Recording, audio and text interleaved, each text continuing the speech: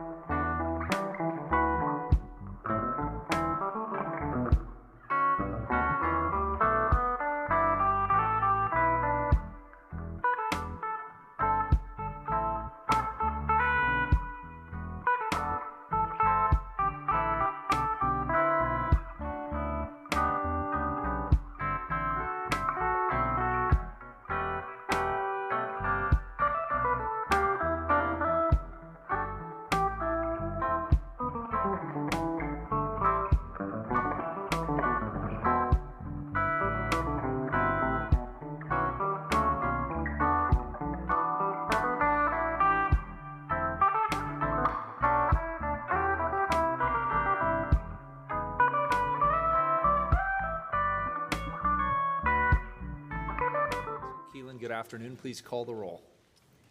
Maps. Here. Rubio. Here. Ryan. Here. Gonzalez. Here. Wheeler. Here. Now we're going to hear from legal counsel on the rules of order and decorum. Good afternoon. Good afternoon. Welcome to the Portland City Council. To testify before council in person or virtually, you must sign up in advance on the council agenda at www.portland.gov/council/agenda.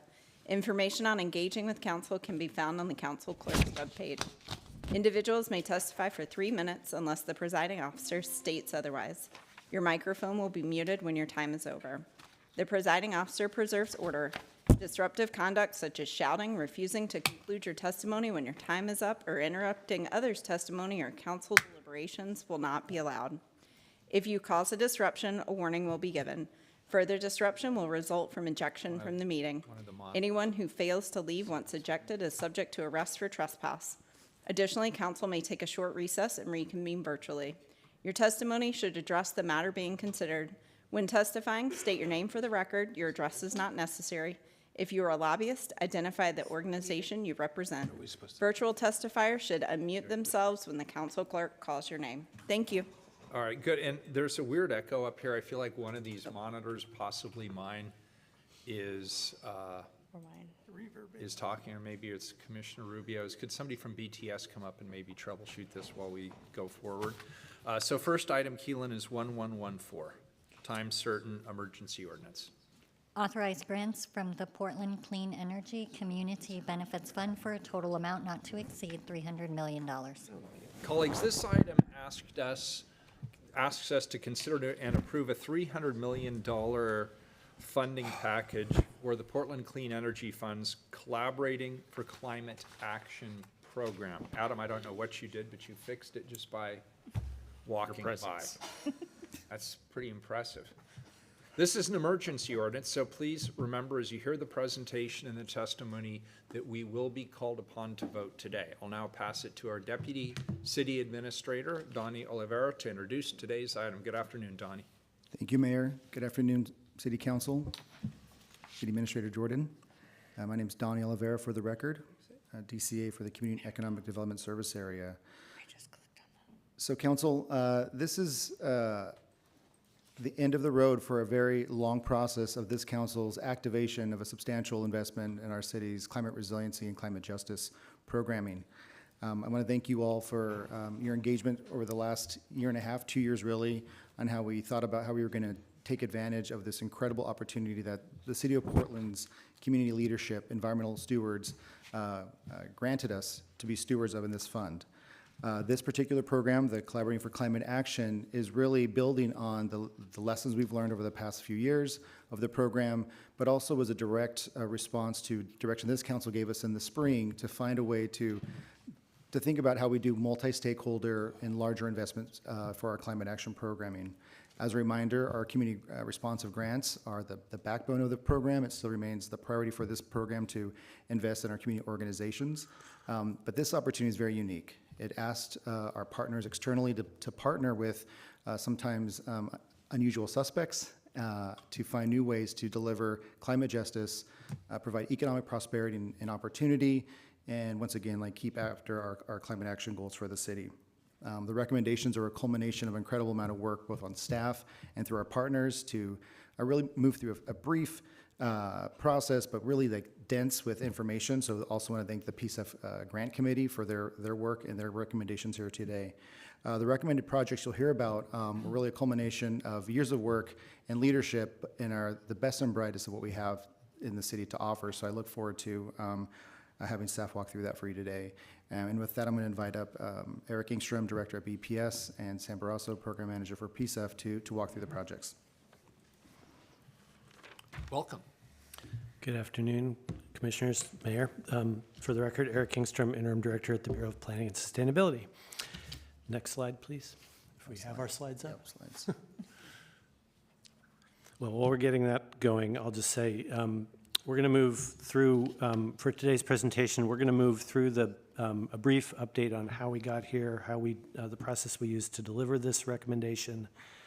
We'll then have representatives from the proposed project briefly share some details with you, and then we'll end with questions and discussion. I think that's just what I said. Next slide. The Collaborating for Climate program highlights the strong demand for climate investment citywide and within our communities. Again, more than $2 billion worth of applications were received when we put out the solicitation, so there's obviously a demand.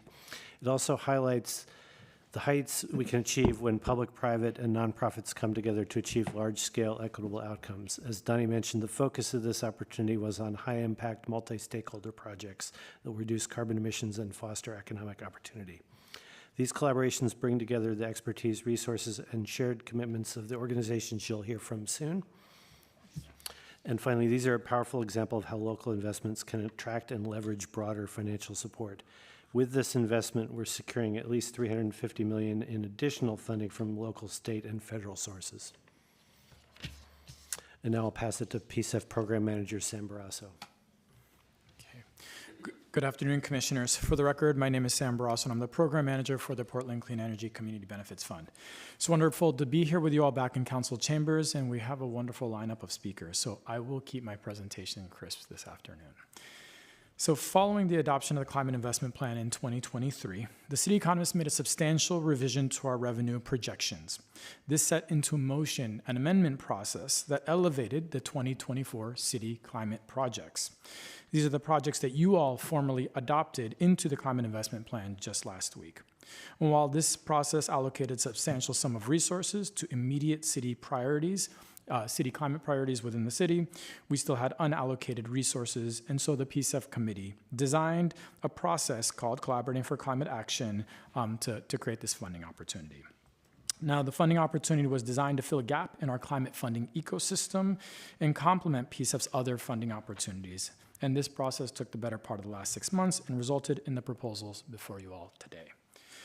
In the next slides, I will walk through the Collaborating for Climate Action process and the funding recommendations, really before I turn things over to our wonderful set of speakers to share more about their remarks.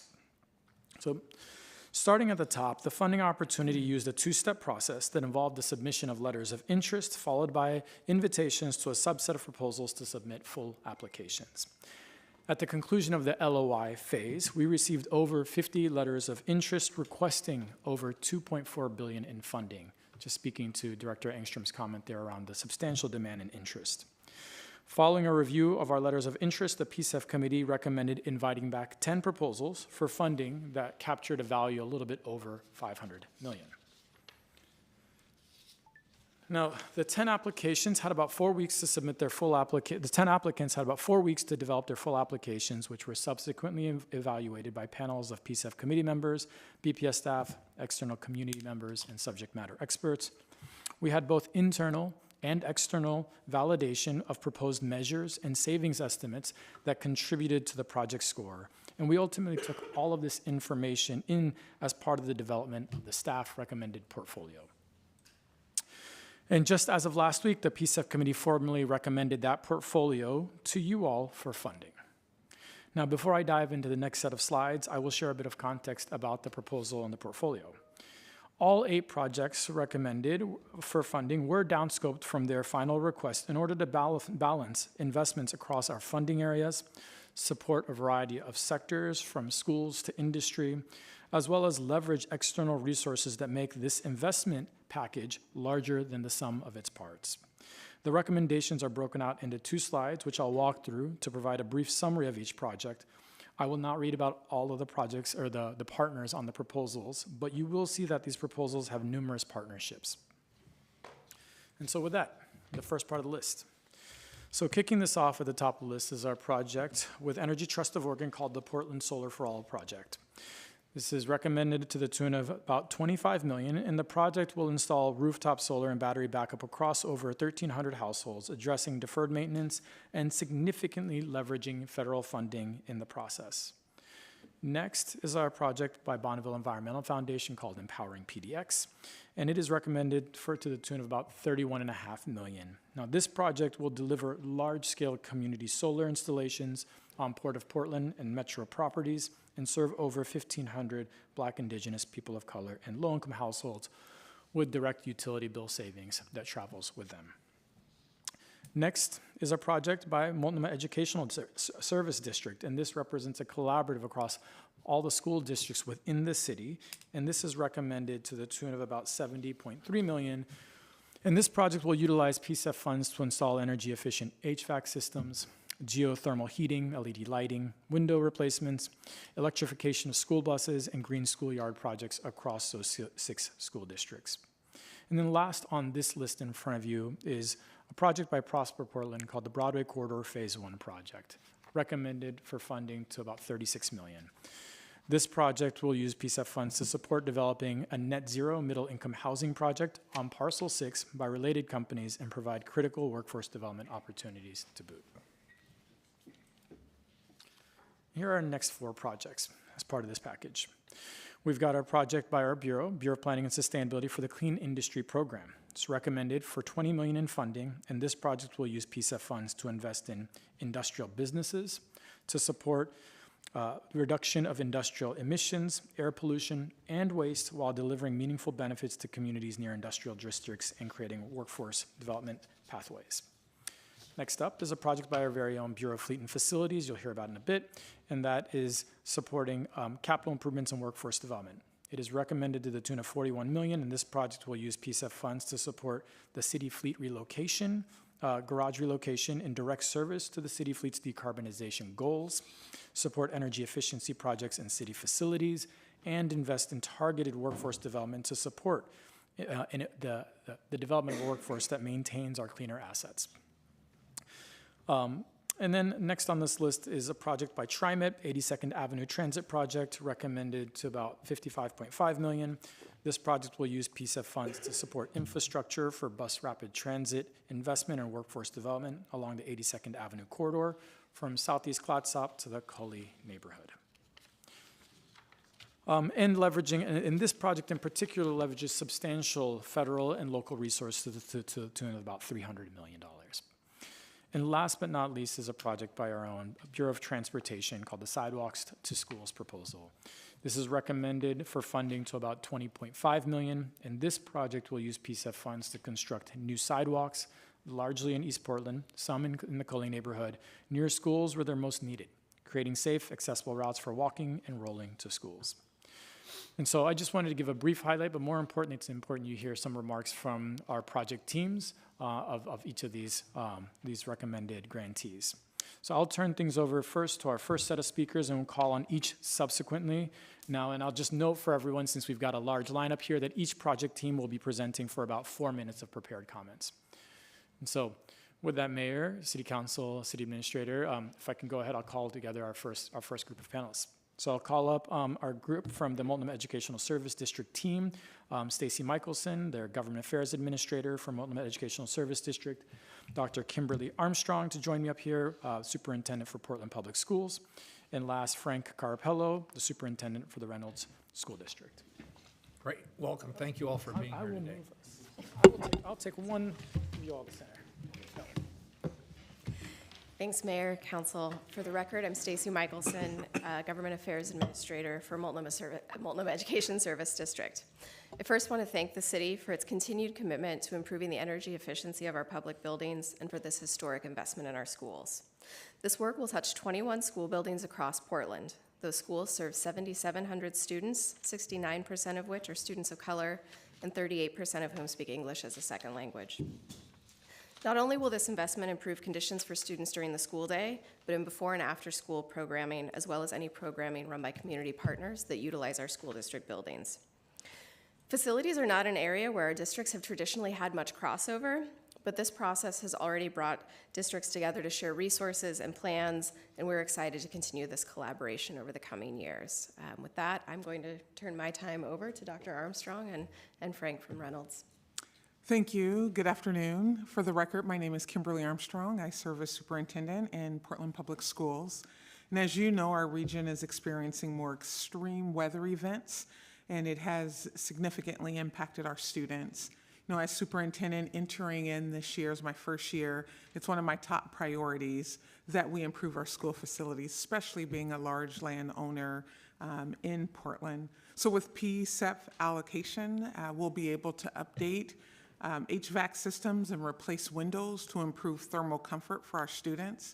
We also plan to work with community to design and install green schoolyard improvements that will address inequitable heat islands and that impacts the lower or the different school buildings. And we have selected sites for these projects based on a number of factors. That includes schools that are more vulnerable to extreme heat based on the condition of our facilities and neighborhood green space, and then also the percentage of underserved students and opportunities to serve their surrounding communities. So we look forward to the continued partnership with the Portland City Council to support all of our students. So thank you for investing in public schools. Thank you. Appreciate your leadership. Good afternoon. Frank Carapella, Superintendent for the Reynolds School District. Reynolds serves just under 10,000 students extending from East Portland all the way to Troutdale. We have 3 schools that are located within the city of Portland, and those are Alder, Glenfair, and Margaret Scott Elementary Schools. Those 3 schools are 60 to 70 years old. Those schools serve over 1,100 students. 84% of those students are BIPOC. 68% of those students experience poverty, and 17% qualify for special education. Those schools are served by over several hundred educators, as well as community partners who provide after-school and summer opportunities as well. In short, these are some of our city's most vulnerable students. This investment will allow us to upgrade HVAC systems, replace roofs, and transition to LED lighting in these buildings. And every dollar that we are able to save on maintenance is dollars that we can invest in our classrooms where they are certainly needed. As Dr. Armstrong mentioned, we had several days in September as well as over the summer where I had to really think about, can we keep school open because it was so warm in our classrooms? We delivered hundreds of fans to classrooms, and that's what we were able to offer teachers because our HVAC systems were not sufficient. So this work will serve these 3 schools very well and provide them with comfortable learning environments. And we're excited to begin this work and share our best practices. And thank you for your service. Thank you, sir. I'll have plenty of chances for questions. I'm going to go ahead and call up our next group. It's our team from the Bonneville Environmental Foundation for the Empowering PDX proposal. Todd Reeves, CEO for Bonneville Environmental Foundation, as well as Tatiana, and I am going to butcher this. I should have checked in. Tatiana Segenthaler Rodriguez, the Builds Program Manager from Verde. Apologies, Tatiana. I'll turn it over to you all. Thank you. Good afternoon, council members, mayor. For the record, I'm Todd Reeves, CEO of the Bonneville Environmental Foundation. We are a 501c3 nonprofit with 25 years experience working at the nexus of communities and carbon, water, and energy solutions. Our renewables team focuses on advancing renewable energy projects and partnerships that deliver direct and measurable benefits for low-income communities. The Empowering PDX project will deploy community solar across 4 properties owned by the Port of Portland and Metro. To deliver this project and its significant benefits to PSEF priority populations, BEF has partnered with 6 amazing community-based organizations. Core partners include Verde, Central City Concern, ICO, Apano, Unite Oregon, and Relay Resources. The proposed project delivers over 9 megawatts of DC solar capacity. This new infrastructure is projected to reduce over 10,000 tons of CO2 in the first year, with a greenhouse gas impact cost of roughly $1,300 per metric ton of CO2. The community solar capacity and energy saving kits associated with the project will serve up to 1,500 PSEF priority population households, generating $12.8 million in utility bill savings. These emissions reductions and economic savings will accumulate over the next 20 years, helping to address the high cost of housing, mitigate the effects of gentrification and displacement, and reduce the energy burden on low-income households regardless of whether they rent or own their homes. The intention of the Empowering PDX project is to build capacity with BIPOC contractors and nonprofits through contracting and community engagement. This is why we have planned for 2 of the community solar projects to be led by Black Man Green Plan, the only Black-owned solar company in Oregon, and Verde Builds, our main community partner. Importantly, Leaders Become Legends will lead a workforce development scope that will connect mentees to the solar installations working alongside solar installers. Combined, these labor, workforce, and community engagement partnerships represent over $14 million that will go directly to our community partners, minority-owned emerging businesses, and PSEF priority populations. Good afternoon. For the record, I'm Tatiana Sigenthalio Rodriguez, and I'm honored to represent Verde. Empowering PDX offers a transformative opportunity to take Verde to the next level. With this funding, we built a dedicated team to develop one of the sites for Empowering PDX, a 1.7 megawatt array that will provide clean, affordable energy to BIPOC and low-income communities. Verde will also provide maintenance for 2 additional sites. This past year, while working with the Bonneville Environmental Foundation on the PDX Community Solar Project, Verde demonstrated strong construction expertise. However, we also identified gaps in our knowledge of community solar.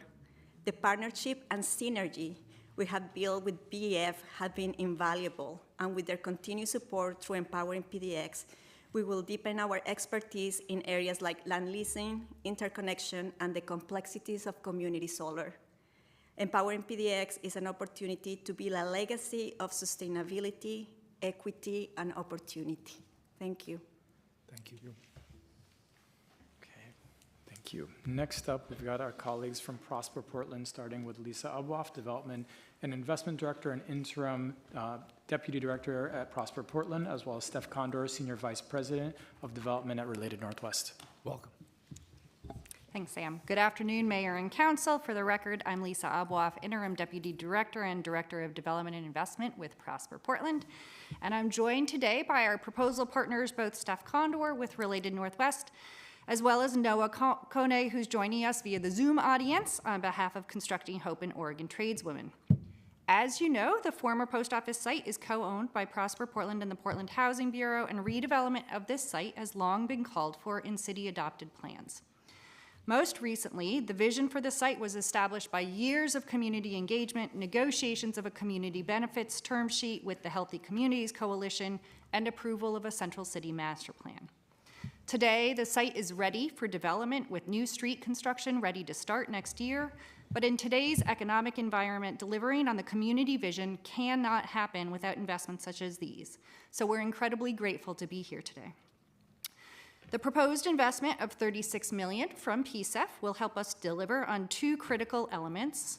First, more than 200 units of middle-income housing in a net zero building, and you'll hear a little bit more about that project from Steph in a moment.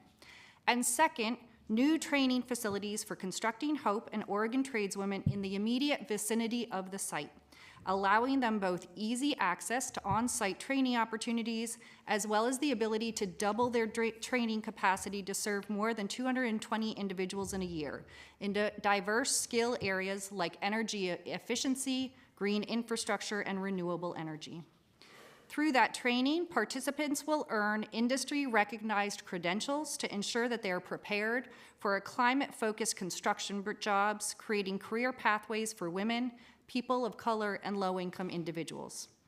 As partners on the existing Broadway Corridor Labor Management Oversight Committee, both Constructing Hope and Oregon tradeswomen have already helped us deliver on site prep construction activities that resulted in 70% of the hours being worked by minority workers and 20% of hours being worked by women workers. Collectively, this investment in Broadway Corridor provides for long-term equitable growth, sending the message that Portland's Central City is open for business and investment, and advances Portland's reputation as a leader in climate innovation, aligned with our community benefit commitments and values. Related, Constructing Hope and Oregon tradeswomen have long partnered with us in conceptualizing the development and delivery of community benefits possible within Broadway Corridor, and we're excited to continue our partnership as we move into this phase of implementation. I'd also like to take a moment in this kind of instrumental day to thank this council and the mayor for your steadfast leadership on Broadway Corridor. Your commitments to this vision has allowed us to be where we are today.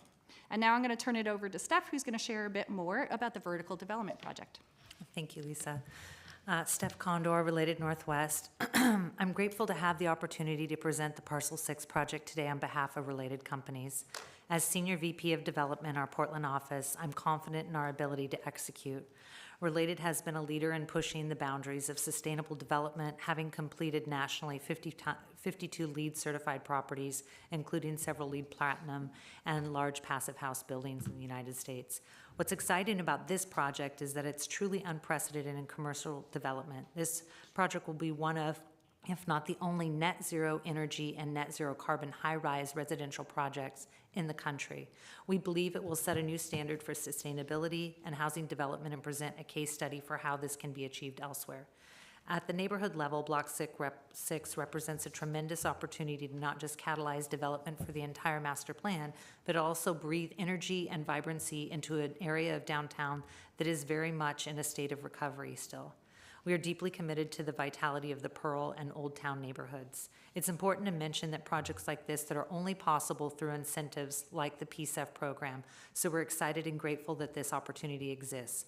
Related has been in partnership with Prosper Portland for several years in the planning stages of this project. The PSEF funding will be a significant milestone for the planning of this project. PSEF funding will be go towards overall project feasibility and enabling the development to meet these unprecedented sustainability goals. Pardon me. The project will include approximately 230 units of new housing and urban walkable location near jobs and multimodal transportation. The housing will be below market and serve middle-income individuals and families defined as those earning between 80 and 120% area median income. Missing middle housing is critical housing that often is not built due to financial constraints and even more unfound in urban core areas. As the barriers to develop middle-income housing are high, we often subsidies do not exist, thus the missing middle.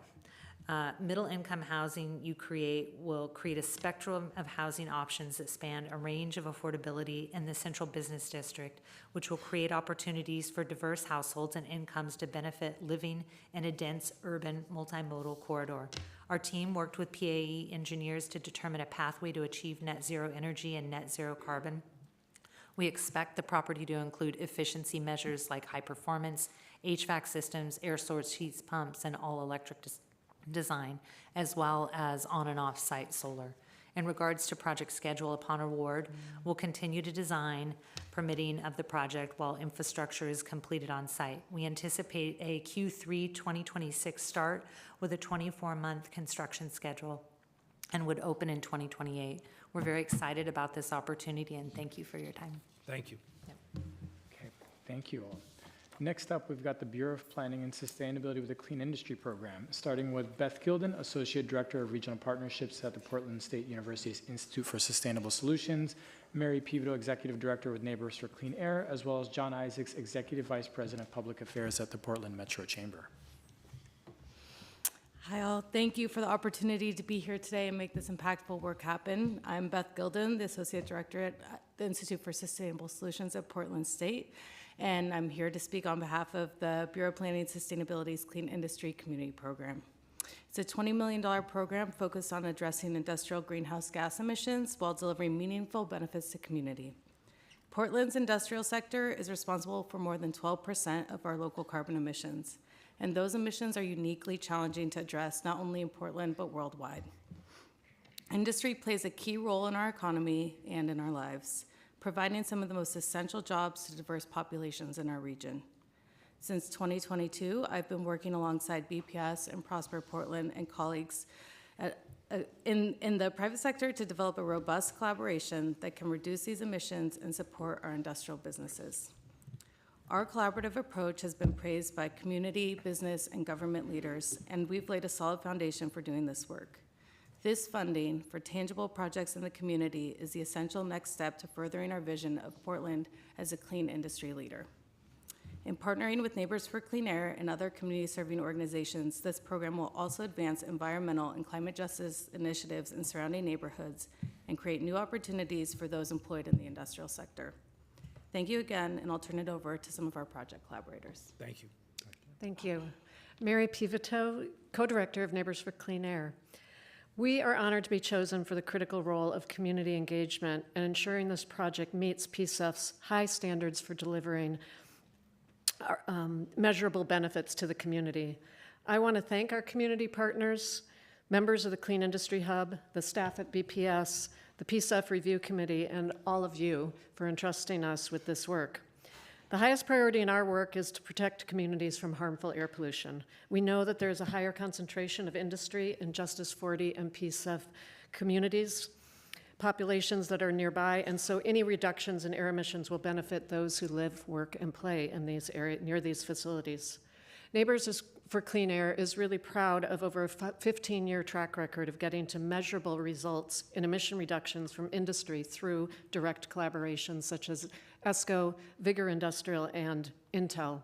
We're proud to have helped create and be a partner in this innovative and groundbreaking proposal that seeks to reduce harmful emissions from industry through a collaborative process by incorporating community in the upfront scoping and funding criteria. So we thank you for your support. Thanks, Mary. For the record, my name is John Isaacs, and I'm the Executive Vice President of Public Affairs for the Portland Metro Chamber. I prefer he, him pronouns, and I'm a resident of Southeast Portland. I'm so proud to be here, and I want to express how proud the entire chamber, on behalf of our 2,400 members, our board of directors, how proud we are to have the Charitable Institute be the future home of what we believe is the first, is one of the first, if not the first, clean industry hubs in the nation. And in addition to endorsing the sentiments of my partner colleagues here, I have to take my short time to recognize the leadership of outgoing Commissioner Carmen Rubio. When Commissioner Rubio took office in 2021, she inherited a very large mess that was left by the failed proposed city carbon tax. Beginning early in her term, Commissioner Rubio led frank and difficult conversations between the leadership of the Chamber, Columbia Corridor Association, then new BPS Director Donnie Oliveira, and climate advocates, where we agreed to focus on our shared goal of reducing GHG emissions and to work together to meet these goals through collaboration and partnership. And we got to work making this transformation to collaboration a reality, beginning with the co-sponsored information exchange with the Danish government. The entire 4-year journey that brought us to this moment would take too long to review, but I want this council to know that this historic grant and the Clean Industry Hub are direct implementations of the Danish model that we were exposed to on the trip in 2021. So these trips matter, okay? This trip would have never happened without Commissioner Rubio's leadership with the full backing of Mayor Wheeler and this entire council. And it comes with a full public commitment from the private sector to decarbonize, which was included in the grant submission. I want to end by reading that commitment here today into the formal record. This historic commitment would not have been realized without the partnership and trust that has been built with Commissioner Rubio, DCA Oliveira, and the BPS team of Chief Sustainability Officer Vivian Setterfield, and most importantly, Clean Industry Program Director Sonrisa Cooper. To this amazing group of leaders and professionals, thank you. I know it's going to take me a little over, but I think it's really important for me to read this commitment into the record. This Clean Industry Hub and partnership with the BPS Clean Industry Community Program represents the beginning of a long-term, multi-decade commitment by the private employer sector, the City of Portland, higher education, technical experts, and community advocates to meet the city's climate emergency work plan goal of net zero carbon emissions by 2050. We will meet this target by leading businesses to reduce industrial GHG emissions from 925,000 metric tons of CO2 equivalent to net zero in the next 25 years. The Portland Metro Chamber and the Columbia Corridor Association, as the leading private sector partners, commit to all formal partners to this proposal, the PSEF board and the community, that following the Danish model of industrial decarbonization, we will lead the effort to meet these concrete goals. We further commit to the creation of a transparent, real-time dashboard to track our measurable progress. We further commit to supporting and growing businesses, both old and new, in coordination with the Advanced Portland Economic Development Plan that are leading the way in the transition to the low-carbon economy of the future. Thank you very much. Thank you. Okay, thank you all. Next up is our very own Bureau of Fleet and Facilities with Maddie Sauer, Director of Bureau of Fleet Facilities, to talk about their proposal. Welcome back. Hello again, Council. For the record, my name is Maddie Sauter. I'm the Director of the Bureau of Fleet and Facilities, and I'm joined today online by our partners at PCC and PCC Foundation. I was probably uniquely aware that things might not go well here today, and so I asked them to join us online. We've got Josh Coleman and Tara Nelson, who are our deans of the Fleet and Facility educational fields there, Christina Klein, who is the Executive Director of the PCC Foundation, and Pam Hester, who is with PCC and will be the grants manager for one of the pillars of this project. This collaborative proposal was designed to invest $41 million in energy efficiency and transportation decarbonization via capital funding for investments in our facilities and workforce development partnerships with PCC. The first pillar of our project is the essence of the collaboration with PCC and the foundation. Nearly 50% of PCC students are from communities of color, and almost 2/3 of their students have some form of basic needs and security. This pillar focuses on providing a regional pathway for these students to access what are increasingly in-demand and well-paid jobs in the fleet and facility maintenance sectors. These sectors have a forecasted turnover rate of almost 100% over the next decade due to retirements, and they are critically needed in our society. We depend on skilled and plentiful labor to maintain the assets that we use in our work and in our life. Specifically, this pillar will provide direct financial support in the form of tuition and tool scholarships to both make possible and incentivize students to enroll in baseline vocational training programs in fleet and facility maintenance. This pillar also will create 2 new regionally accessible programs, one in EV maintenance and the other in building energy management, that will allow students throughout the region to access those educational opportunities and employers to recruit from them. This will be education that's accessible to both students who are recently graduating, but also to incumbent workers who have already reached journey level status but need additional training in order to skill up. Of note, apprenticeships do not really exist in the fleet maintenance field, and so education, particularly in this sector, is vital since there is no apprenticeship pathway to doing a lot of the work that we require for auto, diesel, and EV maintenance. Our second pillar is focused on capital investment in city facilities, specifically the replacement of end-of-life electrical, mechanical, and plumbing assets in about 10 of our different facilities. Our major maintenance funds in BFF are extremely limited, and so the PSEF funding is vital to allow these assets to be replaced with modern energy efficiency equivalents. Our final pillar of this proposal focuses on providing financial support to offset the costs of relocating city fleet from the Kirby Garage to our new Cutter Garage on Swan Island. This support will allow us to both effectuate our path to net zero, which was physically impossible at the Kirby Garage, but also will allow us to offset some of the debt service costs related to this facility, about 1/3 of them, which will in turn reduce the cost to the bureaus of this work for the next 20 years. And with that, I'll turn it back to PSEF. Thank you. Okay, we've got 3 more groups here. Next up is Energy Trust of Oregon for their Solar for All program, Portland Solar for All program, starting with Michael Colgrove, Executive Director for Energy Trust, as well as Molly. Oh, Molly, you told me your last name, and Visalka, thank you. Community Solar Manager for Community Energy Project. Welcome. Thank you. Good afternoon, Mayor Wheeler, Commissioners. For the record, my name is Mike Colgrove. I'm the Executive Director of Energy Trust of Oregon. I want to thank you for this opportunity to speak about the Portland Solar for All proposal. We are a nonprofit that delivers energy efficiency and renewable power incentives and services to utility customers around the state and within Portland.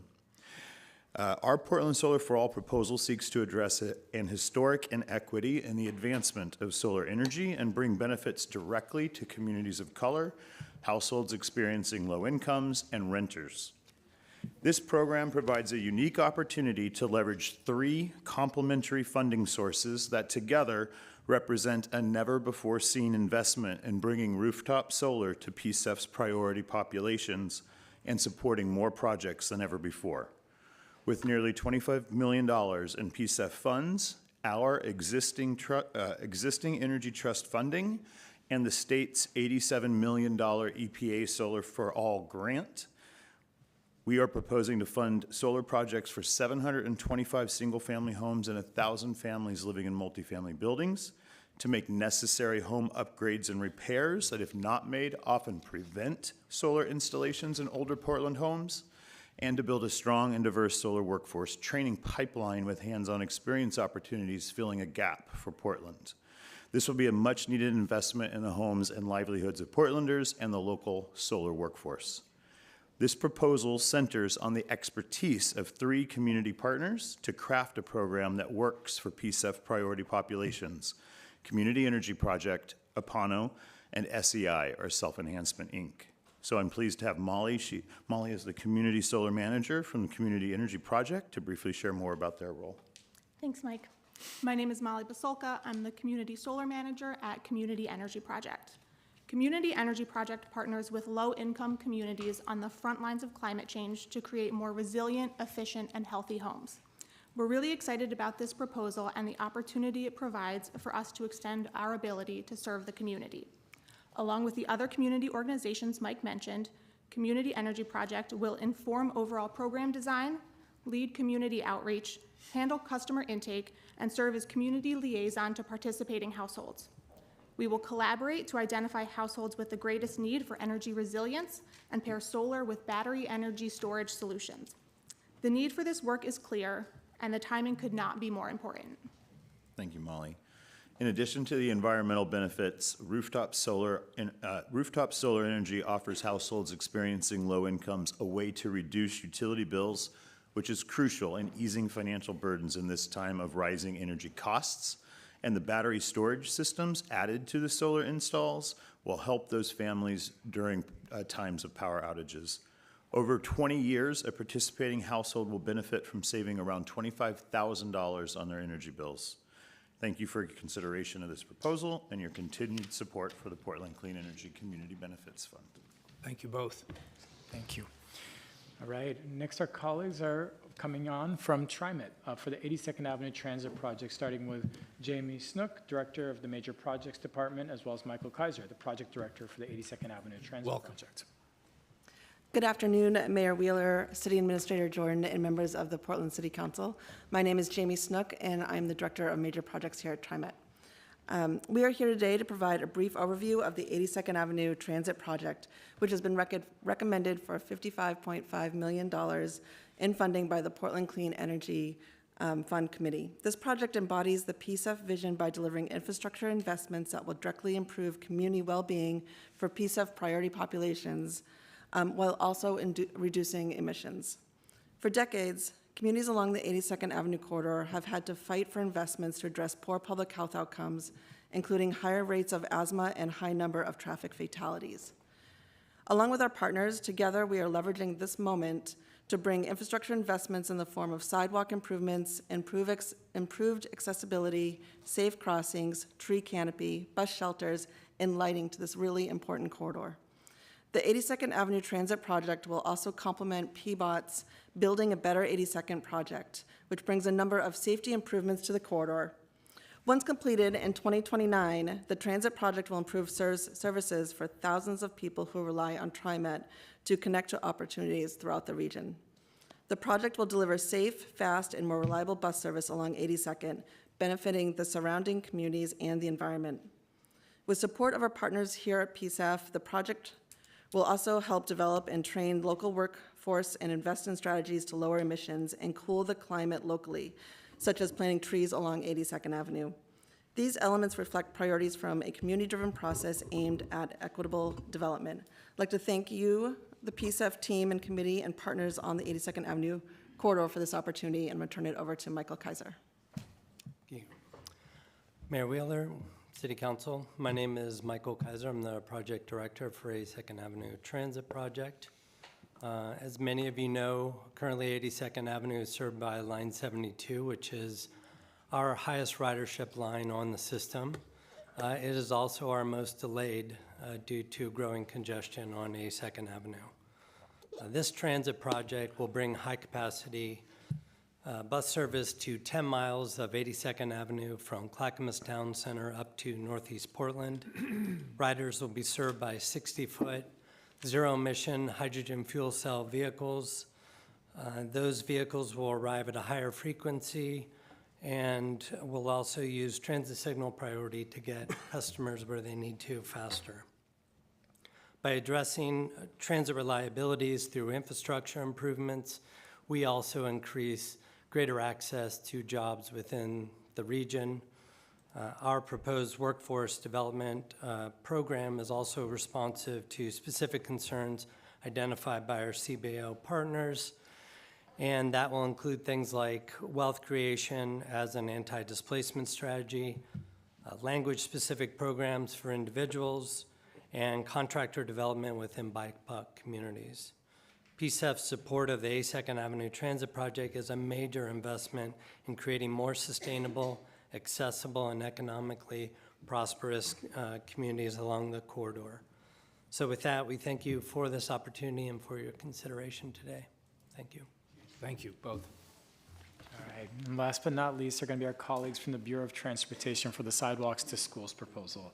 We bring up here Gina Gastaldi, the Pedestrian Realm Coordinator at PBOT, as well as Zachary Lorenzen, Executive Director of Oregon Walks. Good afternoon. For the record, my name is Gina Gastaldi. I'm the Pedestrian Realm Coordinator at the Portland Bureau of Transportation. Thank you for this opportunity to speak to the Sidewalks to Schools proposal submitted in partnership between PBOT and Oregon Walks. The Sidewalks to Schools proposal is a genuine community initiative. Parents, neighbors, and organizations from across Portland, and especially those most affected by the lack of safe pedestrian facilities for kids, came together with Oregon Walks to advocate for PBOT to collaborate on this endeavor. These communities were thrilled when PBOT decided to join in on this effort.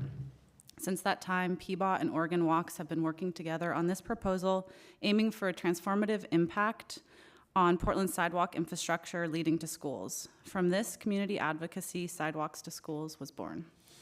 Just for some context, there are about 170 miles of missing sidewalks on our pedestrian priority network here in Portland. With the $20.5 million in funding from PSEF, PBOT will construct 9 sidewalk projects near schools, 6 of those in East Portland and 3 projects in Cully. This funding will construct approximately 14,000 linear feet of sidewalks across the 9 projects and will add approximately 90 ADA-compliant corners. This project will also create space for and plant about 240 street trees, adding tree canopy coverage to the neighborhoods of Portland that need it the most. Additionally, any project that adds curb and sidewalk is required to manage stormwater, which is another benefit of this project. There are over 17,000 households within a half a mile of these projects who will benefit from the sidewalk infrastructure desperately needed in these neighborhoods. These projects represent some of our highest priority sidewalk projects in the city and can be constructed efficiently, relatively quickly, and taking advantage of already completed planning, design, and matching funds. These projects will utilize PSEF funding for maximum construction outcomes that will result in highly visible, highly popular projects that will meet community needs.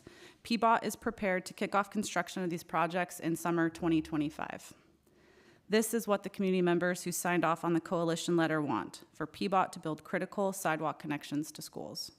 Thank you to the PSEF staff, Sam and James and others, the PSEF committee, and to council for this opportunity. And I will now hand it over to Zachary from Oregon Walks. Great, thank you, Gina. Zachary Lorenzen, Executive Director at Oregon Walks. Nice to see everybody. I want to hit on something that Gina started with, which was about community voice. Community organizing can be really hard and sometimes demoralizing and difficult. This project was not one of those times. The seed was planted and it just spread like wildfire. I had students and parents and teachers and PTAs reaching out saying, yes, we support this. We want to see this happen. This is something that is critically needed. And that could have stopped there, but credit to Gina and PBOT and her team for saying, let's go. Let's do this. And they picked up the baton and they ran with us, and we are so appreciative of that responsiveness. You know, kids not walking to school, it's not good for a lot of reasons, independence and health and community building, but it's also a problem when it comes to the climate, right? If our kids grow up and their only option is, I gotta hop in the back of mom and dad's car to get to school, you learn that. That becomes part of your rhythm. And so we really see this as building the tools for our community to get kids understanding how to move around their community safely, but also in low, or in this case, no low carbon modes. And so we really appreciate this as a long-term investment in our community. And I also just want to highlight, this is a big just kind of public win. Right? It's something you can put your fingers on and people are going to feel it, they're going to see it in their community, and that's really a meaningful win for the city and for PSEF. And lastly, I just want to close. I know I said this virtually a couple weeks ago. Thanks for your service. It's hard to be unelected, and you've been through the ringer as being elected, and so I appreciate your time and your energy and your life and your emotions. So thanks for that. Thank you. Thank you both. Thank you. Thank you. That concludes our invited speakers. All right. Back to you, Mayor. Very good. How many people do we have signed up for open testimony? 2 people. All right, let's hear from them. 3 minutes each. Name for the record, please. First up, we have Robert Butler. Mr. Butler, where's Robert? See. Robert. You online? Terry Parker. Here comes Terry.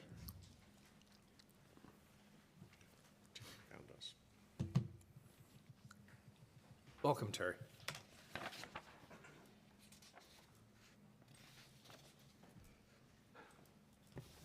Thank you. My name's Terry Parker. I'm a fourth-generation Portlander on my dad's side of the family. I question the application of PCF funds being used for the 82nd Avenue Transit Project. Another way of putting it, the byproduct of spending these funds in this manner is likely to increase congestion, which will then increase fuel consumption and carbon emissions. Included in the summary is a statement. Included in the summary statement is the following line. The BRT project will reduce traffic congestion, lower greenhouse gas emissions, and provide better access to family-wage jobs. The varying degree of this is nothing more than a false feel-good statement. If the project creates a road diet for other traffic by taking away full-service traffic lanes on 82nd and replacing them with bus-only or bus-only right turn lanes, even for just a few blocks, creating a scenario where other traffic must merge from 2 lanes into 1, more congestion will be created, thereby adding to fuel consumption and emissions. Moreover, frustrated drivers caught in the congestion will end up utilizing neighborhood residential streets as better performing cut-through routes. If I-205 is tolled, the situation will become even worse. People who have both a starting point and an ending point on 82nd and or make a transfer with MAX for one or the other are already using the transit system. A BRT system is not likely to increase ridership for people who need to make a transfer with another or east-west bus line. If on 82nd there is a greater distance between existing transit stops as proposed, mobility-impaired people will be less likely to use the BRT system. The bottom line here is that the BRT system on 82nd Avenue will not significantly reduce motor vehicle trips on the street, while at the same time, buses doing significantly more wear to the pavement, all while transit riders have yet to help fund road maintenance and repair. What we have here is basically an expensive social engineering project that adds emissions and lacks some common sense. As the project applies to motorist taxpayers who actually fund the road, PBOT's public engagement and actual listening process continues to be utterly broken. Thank you. Thank you. All right, that concludes public testimony. Colleagues, questions? If not, this is an emergency ordinance. Please call the roll. Maps. I want to thank everyone who testified today, and I do want to take a moment to congratulate and thank staff, Sam in particular, Donnie too. We have watched PCEF grow and evolve during my time on council. Where we started and where we are ending, the difference is remarkable, just great staff work. And I would be remiss if I didn't recognize my colleague, Commissioner Rubio. I will tell you, this is kind of one of the, I think, most challenging new policy initiatives that's happened in North America. I don't think I could have landed it as well as Commissioner Rubio has landed it. And in fact, I know I couldn't, and I doubt there's any elected in Oregon who could have done a better job here. So thanks for everyone who made these transformative investments possible. I'm glad to vote aye. Rubio. Today's a big deal, and it's a really huge step for not just for PCEF, but also for Portland. And I need to take a moment and just acknowledge everyone who helped get these climate grants in front of us today. So Donnie and Eric, I want to thank you for leading the Bureau forward and for your attention to this incredible fund of an opportunity. And to Sam, thank you so much for leading this team steadily and for your work to be successfully getting PCEF into place and into the place we need to have the strong, durable processes and engagement and the hours and hours of dialogue and conversation to arrive at just the right place. You really put your heart into this work, and I really appreciate that, so thank you. And to all the staff who have guided this work and put in countless hours, thank you, James Valdez, Vanya Fong, and Tressor Kukena. And an important thank you to all the numerous reviewers, including D'Angelo Moaning and Alicia Chapman on the PCEF committee for their work in bringing this to the finish line. What we're voting on today are truly transformative projects for our city. And we're investing not only in climate resilience for schools and industry and transportation and economic development and all of our communities, we're really also investing in our own futures and the future generation for this city. So I'm incredibly proud of this work, proud to be connected to all of the people doing this work, and I can't wait to watch this, to see it move forward and as it unfolds. So I'm excited to vote aye. Ryan. Yeah, first of all, thank you, Commissioner Rubio. I remember many conversations a few years ago, and where this is at today compared to where it was then says a lot about all that you've been lifted for, which is, but there's one word that's been missing, patience.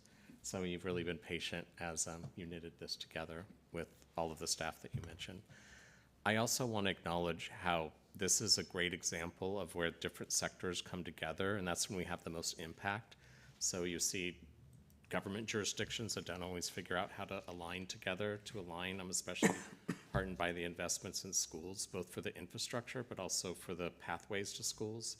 We know that the sidewalks out in East Portland, especially in your district in Reynolds and David Douglas, namely, really suffer from not having safe routes to schools, as in Coley, as in North Portland. They're in Inner Portland as well, in PPS. But it's just great to see that all come together.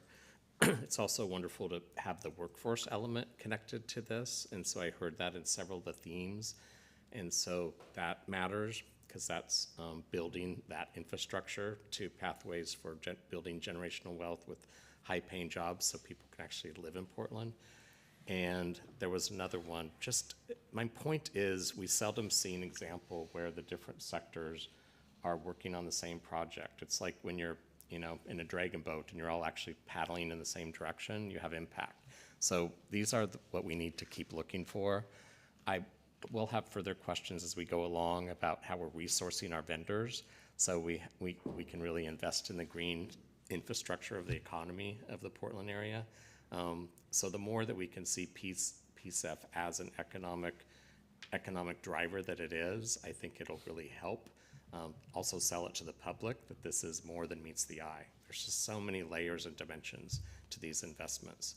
And of course, being a part of the climate crisis solution is, of course, fundamental, but I think a lot of people don't always notice how it's an economic driver as well. And so I think of all of our proposals that have been brought forward, this one crystallizes this the most.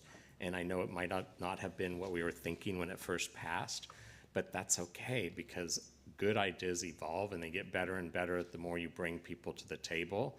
And it doesn't mean everyone gets what they want, but actually, if you think about it, the room is now smarter because you've included more people in making those decisions. Bravo. I vote aye. Gonzalez.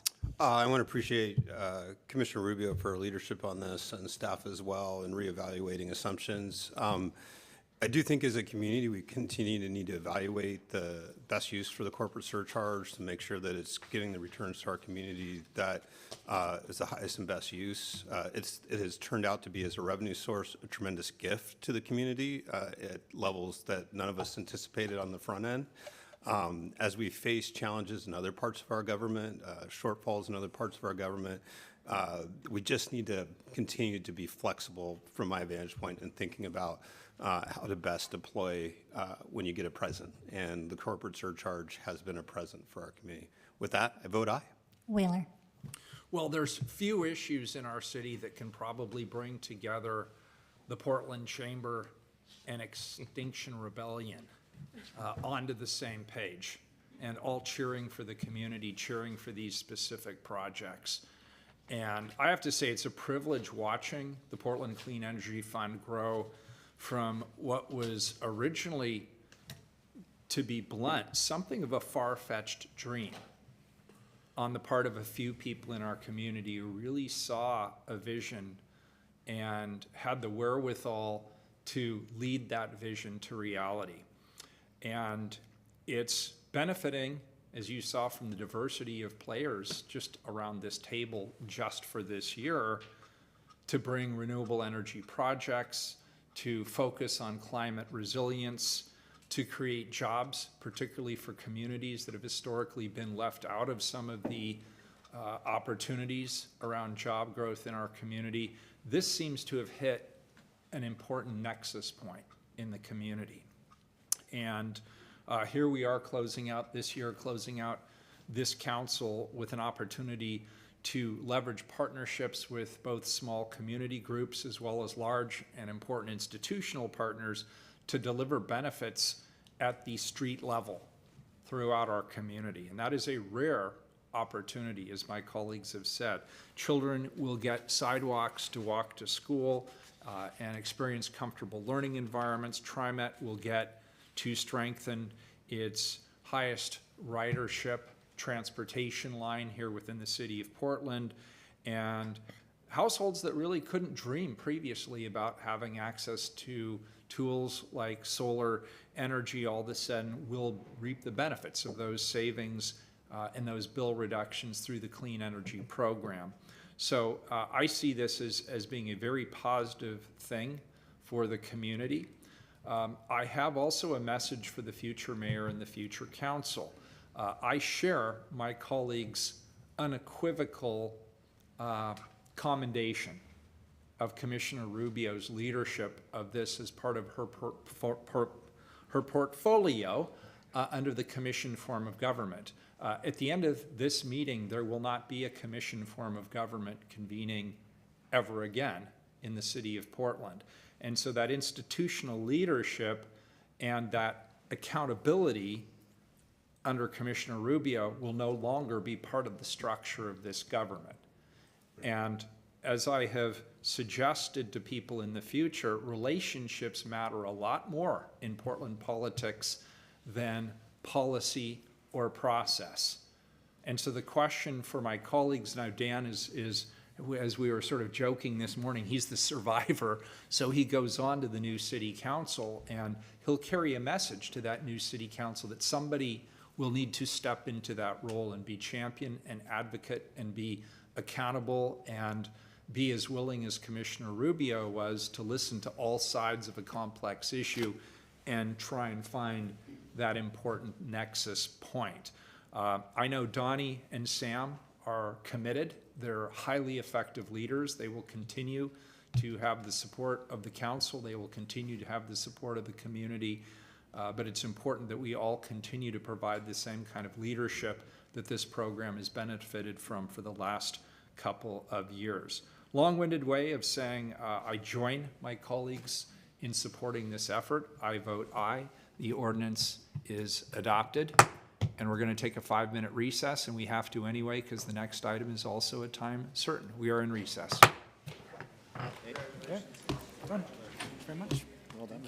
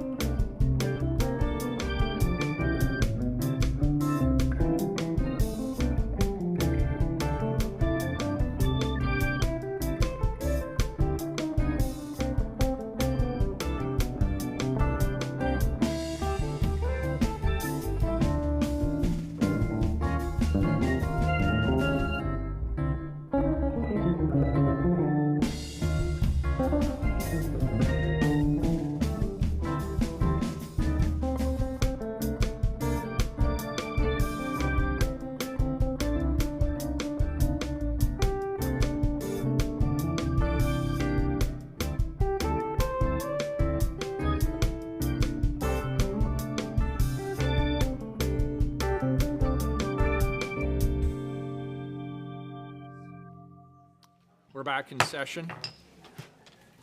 Keelan, can you please read items 1115, 1116, 1117, 1118, and our final item of the year and of this council is item 1119. If you could read that one as well.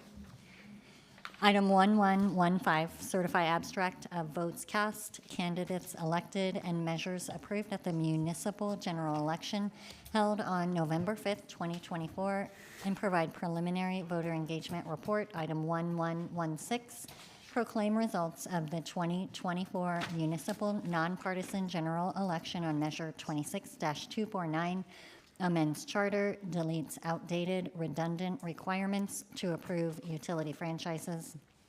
Item 1117, proclaim results of the 2024 municipal nonpartisan general election on measure 26-250, amends charter, adds independent Portland Elections Commission. Item 1118, proclaim results of the 2024 municipal nonpartisan general election on measure 26-251, amends charter, updates authority to manage parks, sewers, and stormwaters. And item 1119, proclaim results of the 2024 municipal nonpartisan general election on measure 26-252, amends charter, deletes vague, archaic, and inconsistent language. All right, very good. So as you heard, these are required items. They are brought to us by the auditor's office related to the November 2024 election. To begin with, I'll pass to Deborah Scroggin, who is our elections division manager. Welcome. Hi, good afternoon, City Administrator, Commissioner, Mayor, Commissioners. For the record, my name is Deborah Scroggin, Elections Division Manager. We are excited to be here to present our report to Council on the November 5th, 2024 election. This year, for our report to Council on the election and to just be on brand, we're going to do things a little differently. I'm going to cover the basics of the election results, and we wanted to take the time to shed additional light on how some Portlanders experienced this election, as well as some early insights in our voter education approach. To that end, we have two additional presenters next to me who will be providing highlights to some very insightful data, including honest and raw opinions of Portland voters during this election. First, we've invited Miranda Everett, Senior Vice President with FM3 Research, to present results of an election exit survey and focus groups made up of Portland voters and commissioned by the Auditor's Office.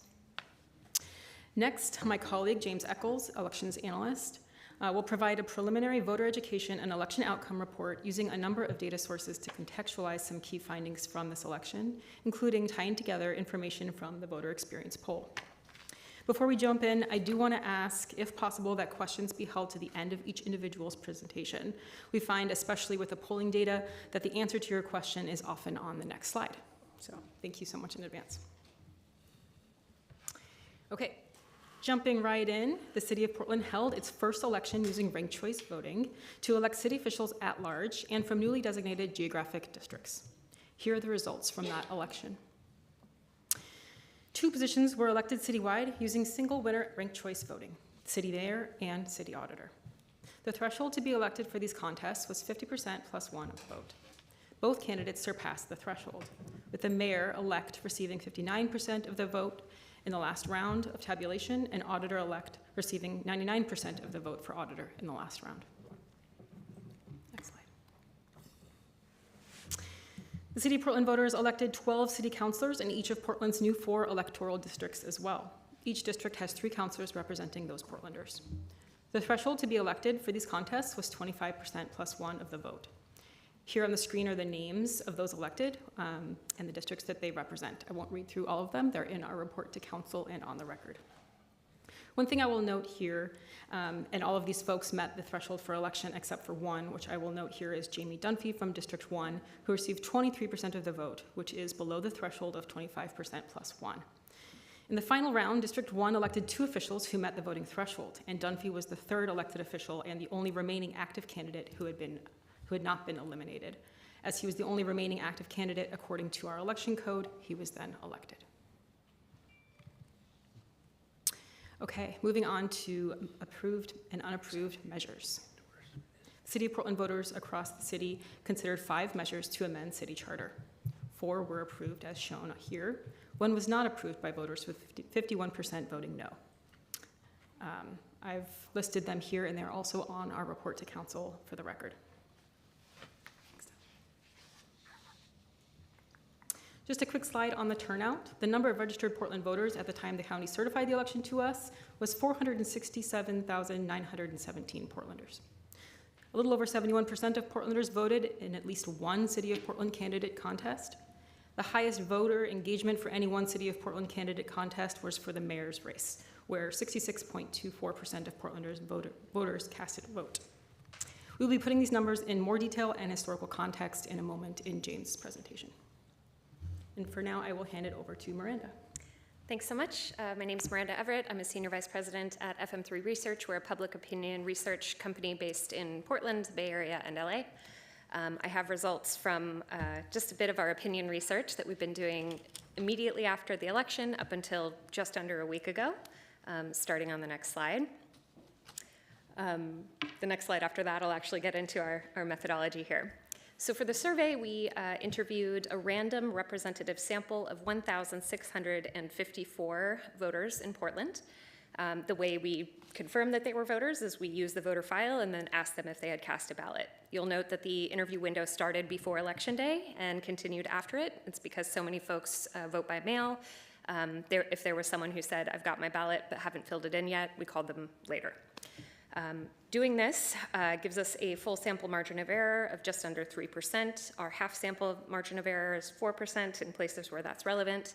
We also did oversamples so that we have confidence in the results for Black voters in the city, Asian Pacific Islander voters, and Latino voters. And you can see the margins of error that align with each of those there.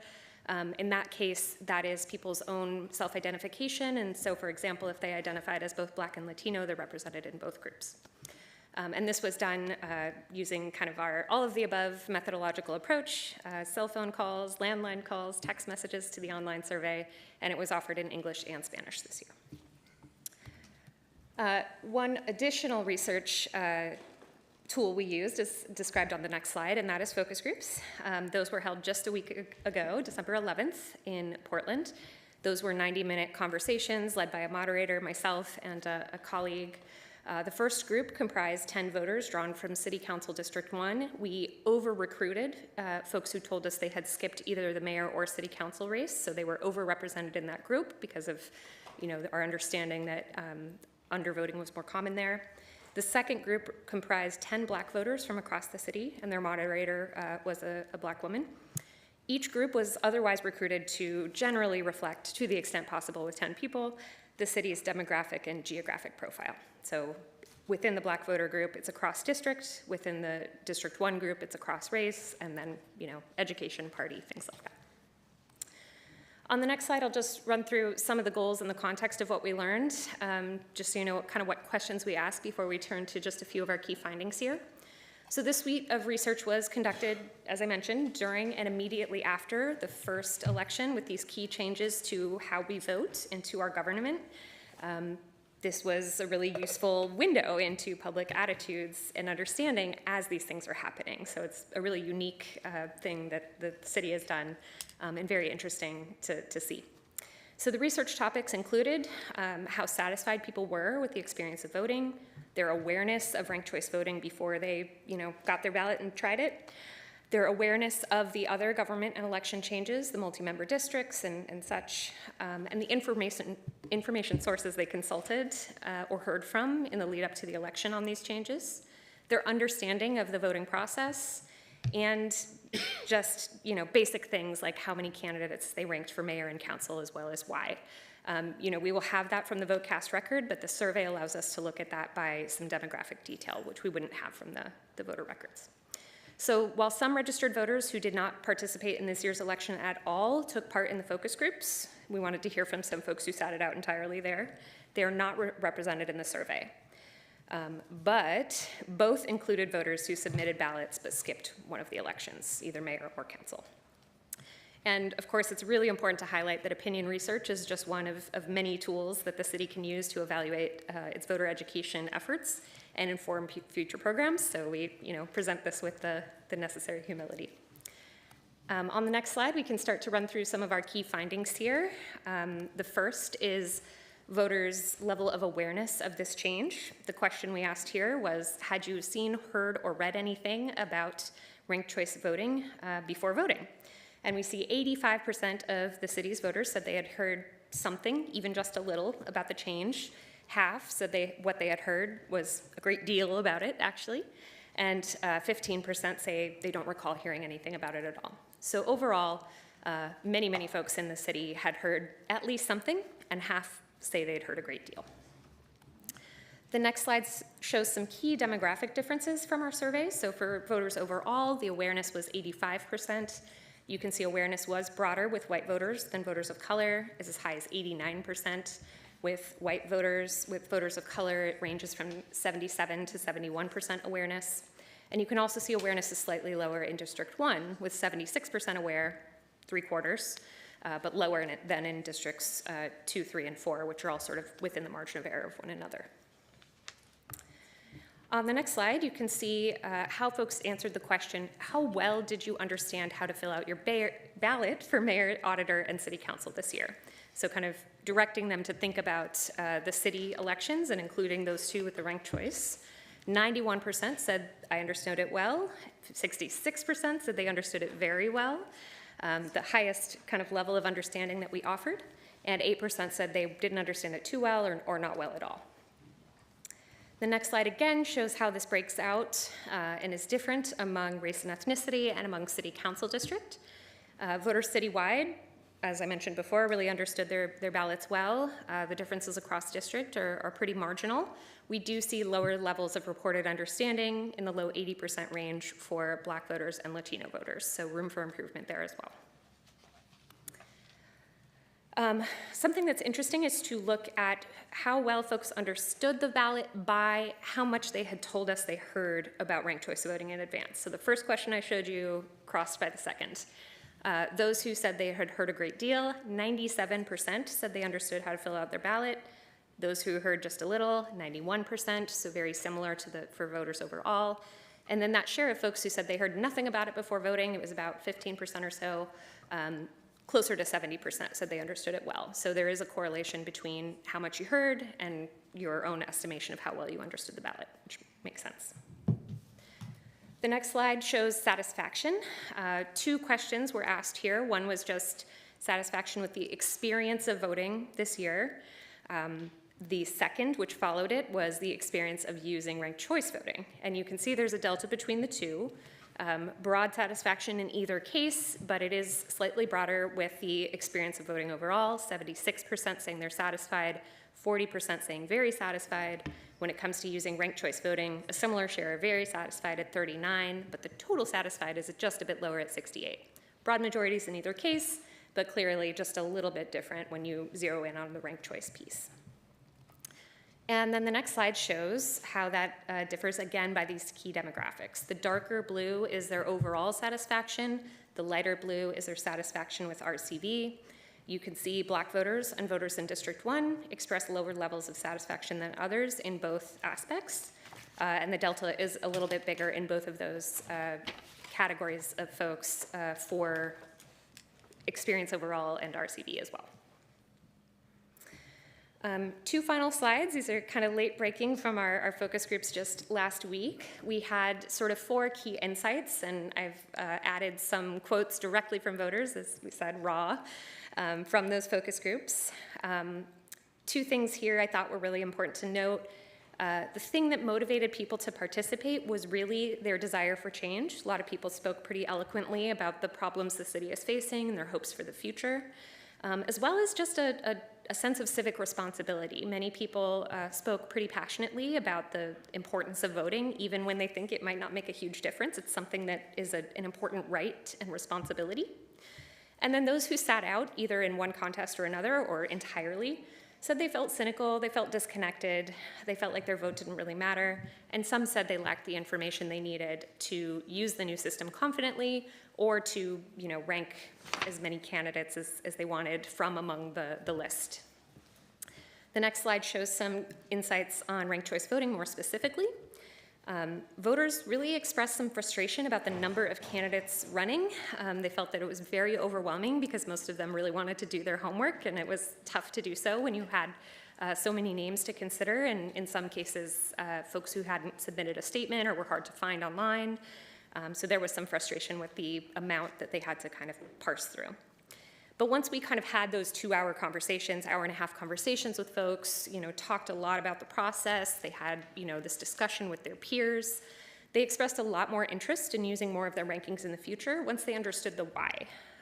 The geographic districts was really appealing, especially in District 1, and other communities kind of east of the river who feel like disproportionately left out in some city services. The multi-member districts made a lot of sense to folks as we walked through it because of some potential advantages that we discussed. And then ranked choice voting, once we walked through that together, there were a lot of folks who saw some appeal in having sort of a backup choice or something like that kind of, why are we doing this? So that's kind of our 4 key insights from that week, that conversation a week ago. And that takes me to the end of my section, but happy to take questions at the end.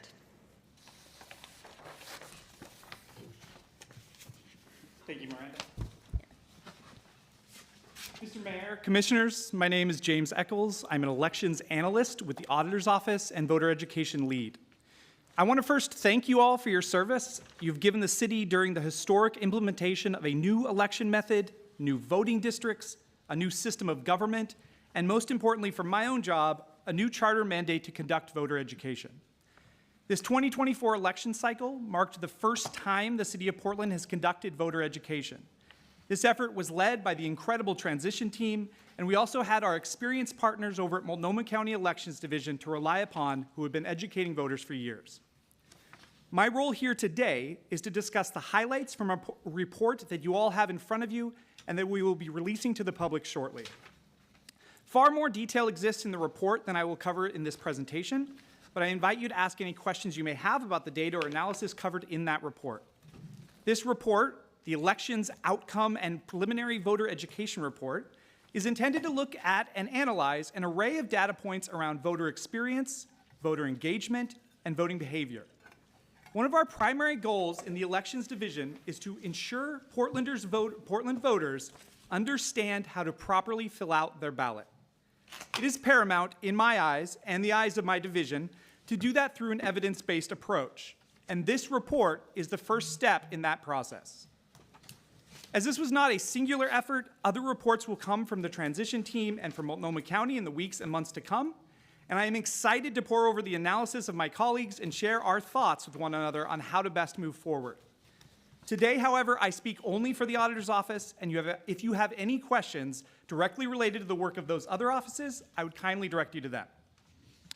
I would also be remiss if I did not bring attention to the incredible partners in voter education outside of government that have done so much more than we could have imagined. Community-based organizations, nonprofits, faith organizations, candidates, media outlets, and others all played a pivotal role in educating Portlanders in 2024. Every success is theirs as much as ours. So with that, let's get to the report. I've mostly covered the introduction, and the remainder of the report is broken down into 3 main sections: main election outcomes, additional trends we found worth noting, and finally, outcomes that we think can and must lead to the improvements in our voter education plans for 2026. I will begin with data from FM3's polling that you have already seen, although this is in a bit more detail, but I want to highlight it again because it has largely become the thesis statement of our report. When comparing those voters who heard a great deal about ranked choice voting to those who reported hearing nothing at all, we see that more than twice as many voters reported understanding their ballot very well. We believe that awareness leads to understanding. If we can increase the number of voters who are seeing and engaging with our educational material, we can increase the number of voters who are able to confidently vote in city elections.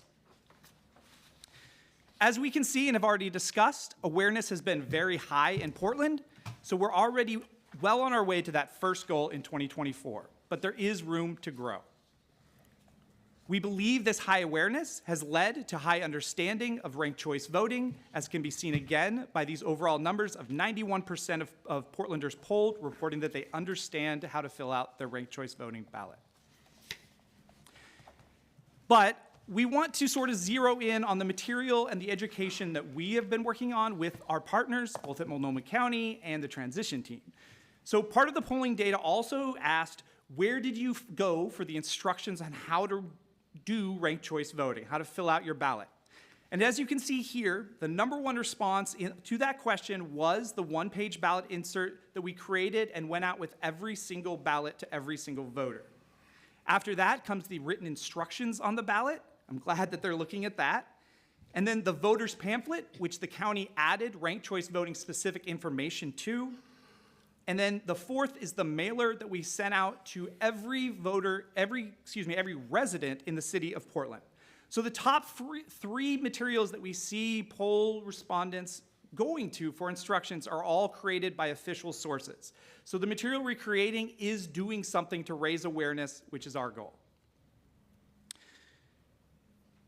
That covers the sort of main highlights that we want to talk about with general outcomes, and I want to turn to some additional trends that we want to look at. First, I want to just give a general further breakdown of the turnout. You've already seen some of these numbers. The number on the top right is the overall voter turnout in the city of Portland in candidate elections. Below that, you will see a breakdown by the district. I'm not going to go into heavy detail here, but we do want to draw attention to the fact that District 1 is lower than every other district. We'll cover this a little bit more when we talk specifically about undervoting in District 1 later. Next thing I want to talk about is I want to highlight our finding that proportional ranked choice voting means more voters vote for winning candidates. I'm going to talk about what that means. So here in front of you is a graphic from one of those civic organizations that I mentioned that did great education work this year, North Star Civic. They created a website called Stumptown Stats that collects a lot of this historical data to compare to. What they're showing here in this graphic is the percent of registered voters, so not just those who voted, but all who were registered, that voted for an eventual winner.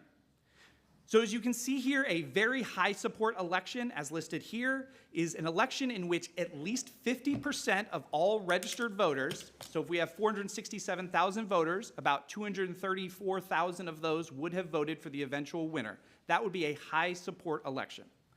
Only one of those have occurred between 2002 and 2024, and that was a mayoral election. After that, we have high support elections of 35 to 50% of registered voters voting for at least one winner.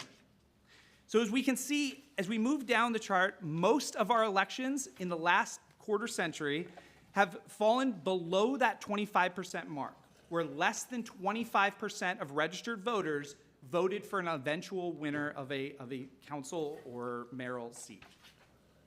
Now, comparing this to our election, I first want to look at those who voted. In Portland's November 2024 election, at least 74.7% of all Portlanders who voted in a city council contest ranked an eventual winner. But this is those who voted, not all of those who registered, and as we know, we didn't have 100% turnout. I'd love if we did, but we're not quite there yet. So we want to compare that as well. And when we see that at least 46% of registered voters voted for a winning candidate in Portland's city council contest, which would land this election in that high support election category of the last quarter century and only being beat out by that one very high support election. This is a product of the mechanics of proportional ranked choice voting, in which, because there are three candidates in three elected winners in a single contest, the vote is divided between those, meaning that we will typically see 75% or higher support for all of those candidates. So a much larger percentage of the electorate ends up eventually selecting a winner. Okay? The next thing we want to talk about is we want to highlight the use of rankings and track that versus the national ranked choice voting average. So we'll first look at how we did in Portland. This data comes from Multnomah County's voter data ballot data report. They wanted me to say it right. Ballot data report that came out a week ago. So in this report, we see that those voters who voted and ranked at least three candidates, is between 63% and 77%, with District 1 falling at the lowest. We also cover here those who ranked at least 2 candidates. Now, our goal, and I'll cover why in a moment, is generally to encourage voters to rank at least 3, but we did also track the number who ranked 2 because our data from the national partners at Fair Vote have tracked who ranked at least 2. So we wanted to have something to compare to national averages. And in our first implementation of ranked choice voting, you can see that in almost every contest, we overcame that national average of 74%. Only in District 1 did we not quite get there, and they still had a great turnout with 69%. Now, I want to get to why we care about this. Our goal generally in the elections division is to shoot for about 3 rankings, but we want to be very clear when we're doing voter education. If a voter ranks at least 1 candidate, their vote will be counted. That's important. But we also want to encourage them to rank more than 1 for 2 main reasons. The first is that the more that they select, the more of their voice is heard on that ballot, the more of their intention comes across on that ballot. So they may not unanimously like only 1 candidate. They may feel split between a number of candidates and feel that they would be comfortable with 3 or 4 or 5 candidates, even though they have a favorite.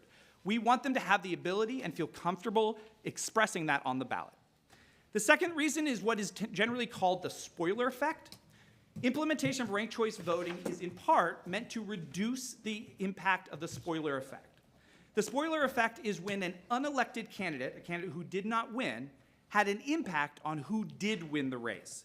So an example might be 2 relatively popular candidates from maybe the same general support structure split the majority of the votes in half, and that results in a 3rd candidate that is less popular than those candidates, but ends up getting a plurality of vote because of that split vote. Ranked choice voting is intended to minimize that effect or reduce that effect because you will be able to rank both of those 2 people that would normally be splitting the vote that you support, your first ranking and your second ranking in whatever order you choose. Now, if every voter simply ranks 1 single candidate, then the spoiler effect would not be reduced at all, obviously, because we would effectively be implementing a first-past-the-post election, okay? So that's why this is important to us and why that data matters. The next thing we want to talk about is we want to move into the sort of areas for improvement that we see in 2026. There are 2 demographics that we identified coming out of the initial polling data that we said we need to do more work. That's why we had focus groups with Black voters in Portland and voters in District 1. So what you see before you is a further breakdown of that awareness of ranked choice voting. And you can see that in general, there is high awareness among all voters of color. 73% is a pretty good number. Likewise, in District 1, 76% of awareness is a pretty good number. But what I really want to highlight is that highest amount of awareness, that 35% of voters of color who said that they were a great deal aware, and that 40% in District 1 who said they were a great deal aware. This number falls behind further than the other numbers, further behind white voters in Portland and further behind the other 3 districts. This number is especially important to us, 1, because we know that this is a more accurate representation of who does understand ranked choice voting and who is actually aware of it. But we also know that simply the more you understand it and the more you're aware of it, the more we're going to see those outcomes. If you understand it, if you have more awareness of it, you're going to understand it better. If you understand it better, you're going to trust the election system better, and you're more likely to engage with the ballot and vote.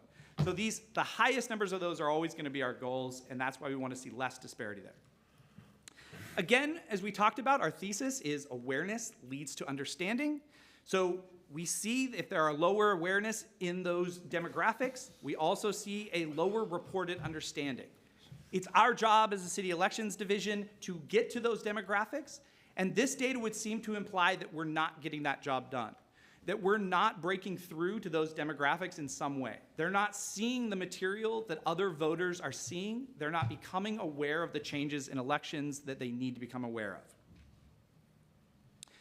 Now, the quantitative data is great, but we also wanted to be able to understand those numbers better, especially since we're talking about demographics. I do live in District 1, so I'm a District 1 voter, but obviously I'm also a white voter. So we wanted to be able to go to these groups and get qualitative data so we better understood why we were seeing these numbers. And that's where the focus groups came in. There were two key findings from the focus group that we wanted to zero in on that we think are impactful for this group and we can learn a lot from. The first is that the benefits of ranked choice voting and features of geographic and multi-member districts were missing in communications from the city. So in our initial source of voter education, we really focused this first year on how do you fill out the ballot, the instructions for doing the ballot. We did not have a lot of instruction to voters on why it might be good to do ranked choice voting for them, why there might be benefits. At times we would do that as a responsive question, but it was not a paramount part of our voter education. We are now seeing from this data that there's a number of voters who are disengaged with the process that may be more engaged if they had a better understanding for why there's a benefit here, for why it's good for me to rank 3 or 4 or 5. And as we can see from the focus group turnout, a lot of those voters, as they sort of talked to each other and understood that better, they started to say they would be interested in ranking more or voting more often. The second key finding that we focused on from the qualitative data was leveraging peer-to-peer communications will be extremely valuable for future education efforts from the city. Now, we were pretty much already aware of this, and this was a fundamental part of the voter education system in 2024. We had the grantee program, which you're well aware of. The purpose of that program was to create these types of peer-to-peer communication. We wanted people, we hear from these demographics that they don't want people from the city that don't know anything about them, that don't look like them, that don't have a background like them, coming in and trying to tell them how to vote. They want to be able to hear that from trusted members of their community and hear that in peer-to-peer communications. We started that process. We've had great success with that process. We're still analyzing the results of that process, and we'll know more in the incoming months. But we know we're hearing this. We're not surprised by it, but we need to key in and focus on that in 2026 and make it a more fundamental part of our process. Going back to the qualitative data, I want to talk about the gaps in voter education are evident in the disparate rates of misunderstanding. We've talked about reported rates of their understanding and saying they're not really reporting that they know how to do this, but we also want to look at what they're actually saying. So the first option here is a misstatement. It's a piece of false information. Ranking more than one candidate dilutes my support for my number one choice. This is a false statement. It's not mathematically true. But as we can see, there is a disparate number of voters of color who agreed with that statement. So this is, again, evidence that something in our material, in our voter education, in our messaging is not reaching members of this audience as much as it is reaching the more mainstream audience and white voters in Portland. The other two here are that I wasn't sure what to do if I made a mistake in my ranking. Again, we see a disparately high number among Latino voters and Asian and Pacific Island voters. And finally, we see I feel the city provided clear and accurate and timely communication. And the biggest one here that we want to draw attention to is that black voters in this poll had less than half of black voters in this poll said that they felt the city was providing them the information that they wanted and needed. This is why that peer-to-peer communication is so important. This is why partnerships with those communities will be so important. We can't decide the information that's going to be best for them. We need to work with them to figure that out.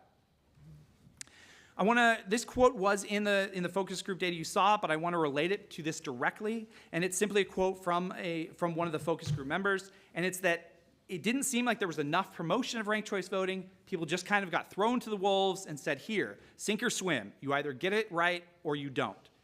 Now, we can see from the general data that most Portlanders didn't feel this way, but we don't want any Portlanders to feel this way. Now, moving away from the demographics about voters of color, I want to move to District 1 and the issue of undervoting in District 1. Many of you saw coming out of the ballot data report that you've seen this data before. That's where the data in front of you comes from, and you saw that there was a high number of undervoting in District 1.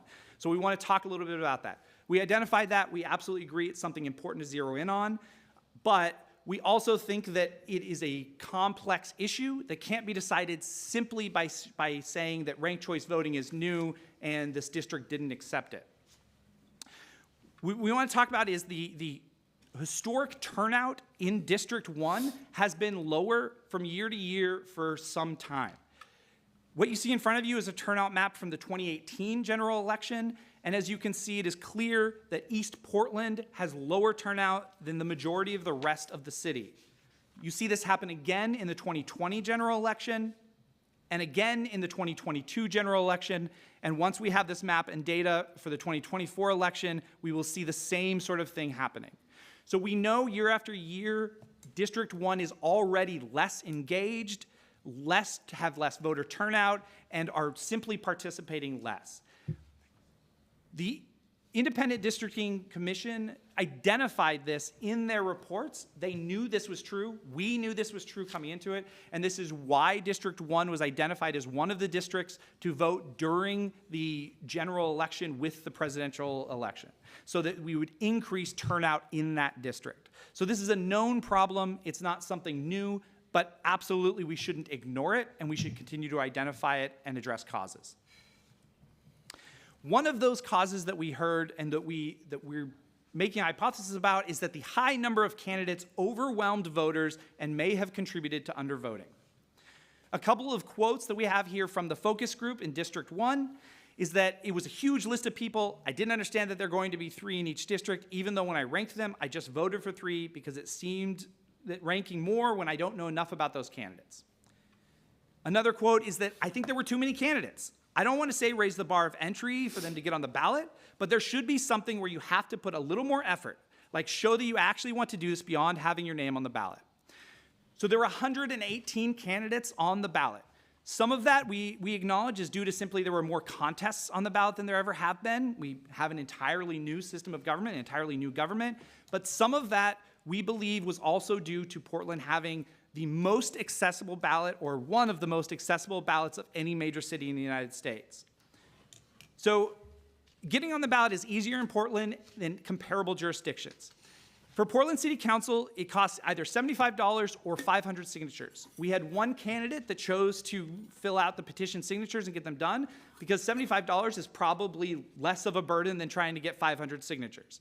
So this is an incredibly low barrier. We did increase it before the 2024 election from what it was. It was $50, so we did increase it. We didn't want to increase it too much, but we also think it's still an incredibly accessible ballot.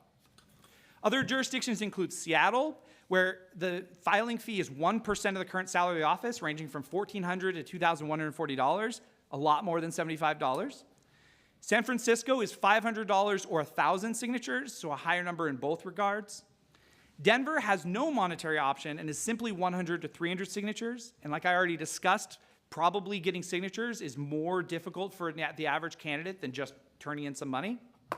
And finally, Minneapolis is $250, so well over double. I want to draw special attention to Minneapolis. One, Minneapolis is the only other city on this list that has multi-winner ranked choice voting like Portland does, so it's a little bit more comparable. But Minneapolis also, when they first implemented ranked choice voting, saw a similar problem. They had a ton of candidates. They decided they needed to do something about it. They increased the threshold for candidates to get on the ballot, and they reported that they saw a decrease in the number of candidates. So they saw something like we did, they took action, and they've seen success in that action. Okay, I want to move finally to the last piece is overvotes. Overvotes were a specific problem in the city of Portland as far as error rates on the ballot are concerned. Just to review, an overvote is when more than one candidate is ranked in a single column, as you see in the example here. I want to highlight that Portland deals with overvotes a little differently than almost every other jurisdiction with ranked choice voting. When we were writing the code and we came to you, we sort of proposed a number of policy options. One of those was with overvotes. Most jurisdictions, if you see the sample ballot in front of you, that first column, that entire ballot for that contest would be invalidated. None of the other votes on that ballot would be counted. In Portland, we decided we would invalidate that first ranking, but we would attempt to find other valid votes and have them counted so that we could have as much of a ballot counted as possible. Now, we think that this increases the ability of voters to have their vote counted, but it also makes our issue and the errors a little less comparable to the other jurisdictions that are out there doing this. So looking at the numbers specifically, we see that there is not only a higher amount of overvoting in District 1, but there's also a higher amount of overvoting in the rank 1 column. Now, we see that dropping as you move from rank 1 to rank 6, which is somewhat expected, simply because if the more that a ballot gets invalidated or people fill in more votes, you're just going to have less votes there. But also, we think that one of the potential reasons that we need to explore more on that rank 1 was so high was because there was this misunderstanding that we heard from voters that because you were electing 3 candidates in a contest, you should rank 3 candidates as your number 1 option. I want 3 people to win, I'm going to rank 3 number 1s. We heard this, we heard an increase in this in the weeks before the election. We conducted a campaign that we talk about in this report a little bit to try to counteract it, but that is one potential problem of why we saw this higher. District 1, we also see it higher in, largely just because, as we already covered, they have a lower awareness of ranked choice voting and a lower reported understanding. So if mistakes are going to happen, it's likely going to be there. The last thing I want to talk about with a potential here and why this is less comparable to other jurisdictions is vote by mail. Now, vote by mail is amazing. I'm a big supporter of it. It's great. The data shows that it has done great things for turnout, for ballot access, and we have lots of voters reporting that our ranked choice voting is easier with vote by mail because you can sit at home, you've got time to go through your ballot, you don't feel rushed. However, Arlington, Virginia is one jurisdiction that implemented 2-member, multi-member ranked choice voting in the last year. And they reported that they initially saw similar voters kind of committing the same error of overvotes, but they largely vote in person. When you're voting with the machine, it can be fixed immediately there. The machine won't let you put in this overvote. So because of that, we see a higher rate of errors with vote by mail than we might see if we did in person. Not a statement that we should remove away from vote by mail, simply a statement that we need to be aware when we're comparing to the national averages and that we need to have a little even more care for instructing people on how to avoid these errors on their ballot. Okay, with that, I've talked to you enough about analysis. There's hours more of analysis in the report that you're welcome to pour through, and I'm open to any questions, but I'll pass it back to the Elections Manager, Deborah Scroggin, first. I will close this out very briefly and then open up for questions if that's all right. We're just about done. So we're here to provide this information and certify the election because we have to, but also all of this additional information is for the historical record. It's for the public and it's for policymakers to hear. And because we want to be well informed on our voter education approach moving forward. So here's some immediate things that we're working on. Council engagement in 2025. We look forward to engaging with the future council on resources, feedback, and having a public conversation as additional voter education data and final reports, both from the transition team and community partners, become available. Next. We're also looking at continuous learning and evaluation. This election feels fresh still. So we're still reviewing data, and all of this will inform our voter education approach going forward. Next, we're going to continue to really deeply foster relationships and community partnerships, increasing our efforts here using some of the insights we received from the poll and voting trends and participation that you heard today, and having a better understanding of trusted resources and avenues of information to voters. Lastly, we've been having some conversations, and as you just heard from James, I don't think this will surprise anyone. We need to revise and have a conversation about our ballot access threshold. So we look forward to doing that in a public way and adjusting that policy. With that, I want to thank you very much for hearing us and open it up for questions. All right, very good. Colleagues, questions? I noticed you didn't mention anything about the qualifications for the ballot on the part of the candidates or some of the quid pro quo we saw with regard to small contributions. Is that separate than the scope of this evaluation that we're hearing today? Well, I heard you mention qualification to appear on the ballot, and that is a role of the Elections Division. However, small donor elections is a separate program run by a separate director under the city administrator. Okay, I just didn't, and I knew that. I just wanted for the record, Thank you so not much. to wonder why we were not raising this question. Completely different policy and program. To be raised, correct. I agree with you on that. Great. Anybody else? Yeah. Commissioner Bryant, go ahead. Yeah. Well, many of us up here went door to door. So when you go door to door, you turned into an voter education person. Yeah, I'm sure you heard that from everyone that ran. And so the two themes that I couldn't tell if they were covered here that I heard the most often were, it was around there are too many people on the ballot, and they would say, why wasn't there a primary? So we could narrow this down from this really large number to maybe 6 in the general, the mayor's race maybe 3. I heard that over and over again, but I don't see that question being asked. Why is that? Well, Commissioner Ryan, we do, was part of our analysis.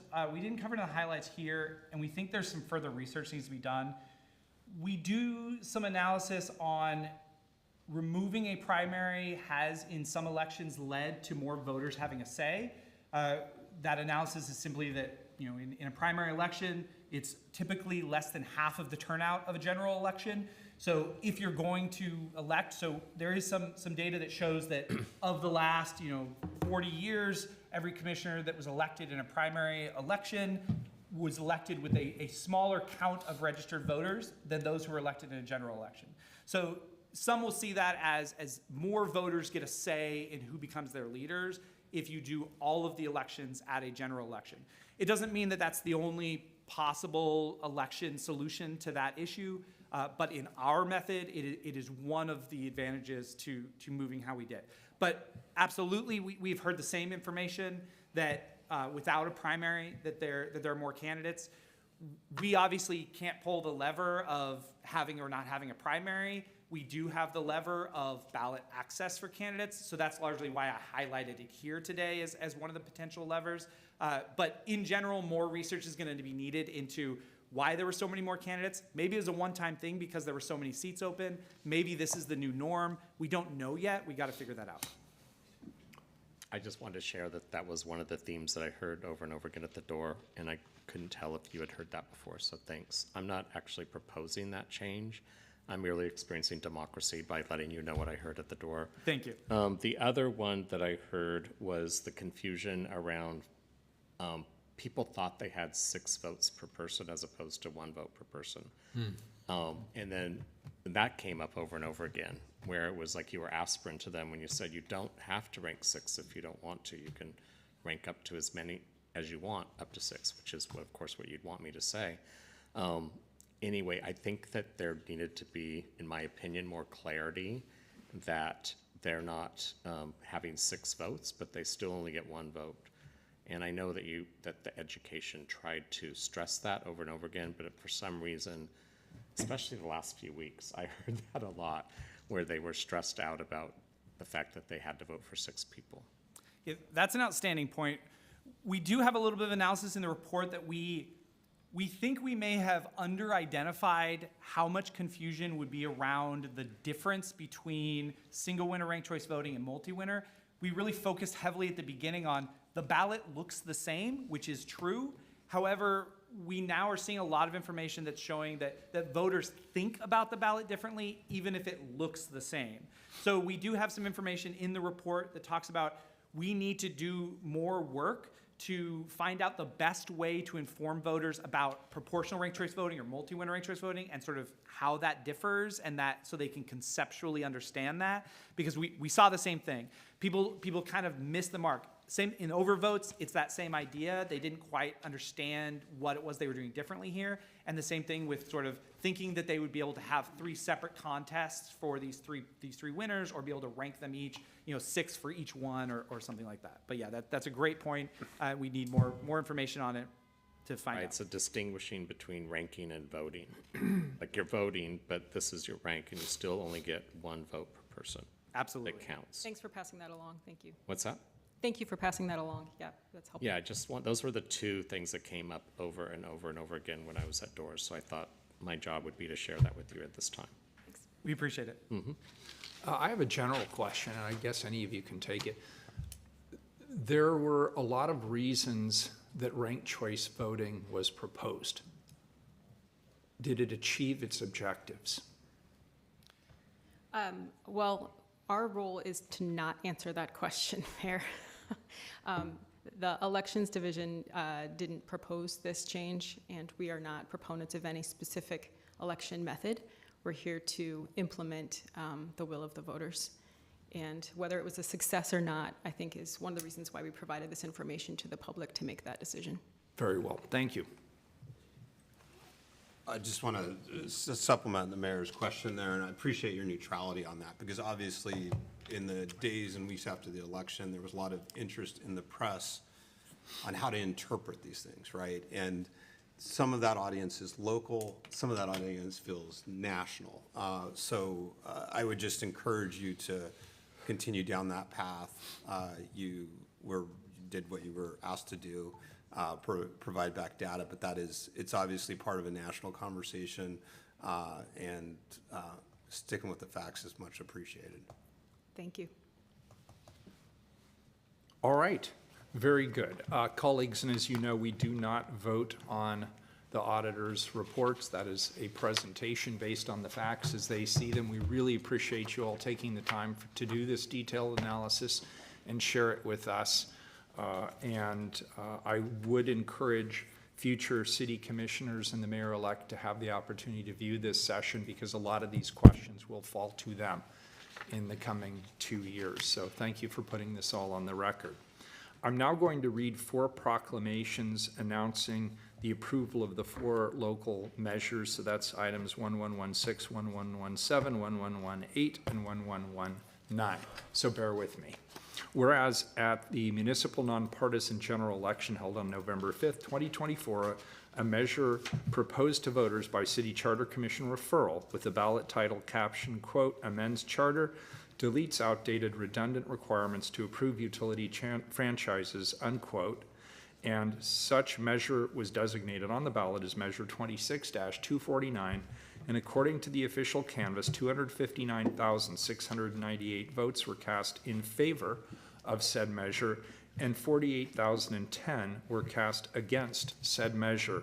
Now, therefore, it's hereby proclaimed by the undersigned mayor of the city of Portland that the measure with the ballot title caption, quote, amends charter, deletes outdated redundant requirements to approve utility franchises, unquote, has been enacted as in effect and operative as provided in the measure. Dated at Portland, Oregon, this 18th day of December 2024, Ted Wheeler, Mayor of the City of Portland. Item 1117. Whereas at the municipal nonpartisan general election held on November 5th of 2024, a measure proposed to voters by City Charter Commission referral with the ballot title caption amends charter, adds Independent Portland Elections Commission, and such measure was designated on the ballot as Measure 26-250, and according to the official canvass, 188,971 votes were cast in favor of said measure, and 105,200 votes were cast against said measure.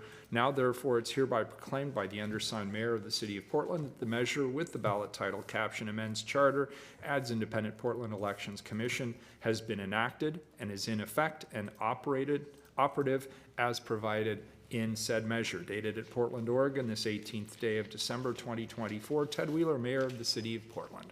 Item 1118, whereas at the municipal nonpartisan general election held on November 5th, 2024, a measure proposed to voters by City Charter Commission referral with the ballot title caption amends charter, updates authority to manage parks, sewers, and stormwaters, and such measure was designated on the ballot as Measure 26-251, and according to the official canvass, 261,698 votes were cast in favor of said measure, and 35,991 votes, 35,991 votes were cast against said measure. Now, therefore, it is hereby proclaimed by the undersigned mayor of the city of Portland that the measure with the ballot title caption amends charter, updates authority to manage parks, sewers, and stormwaters has been enacted and is in effect and operative as provided in the measure.